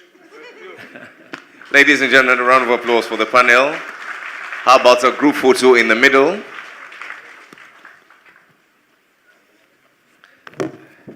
And that sets the tone for many other conversations bordering around our theme. When we do come back from lunch, we delve into another amazing conversation, and that will be on optimizing the downstream supply chain to achieve efficiency, growth, and sustainability. You don't want to miss that for anything at all. The modalities for lunch are as follows. All the members of the first, second, and third rows will be led through this door. The ushers will escort you to your station. All of us will be led in turn, so please don't be in a hurry. We shall all be ushered out nicely. Lunch is for 1 hour. We shall reconvene at exactly 3 o'clock to continue with the third plenary. Bon appetit, and I'll see you soon.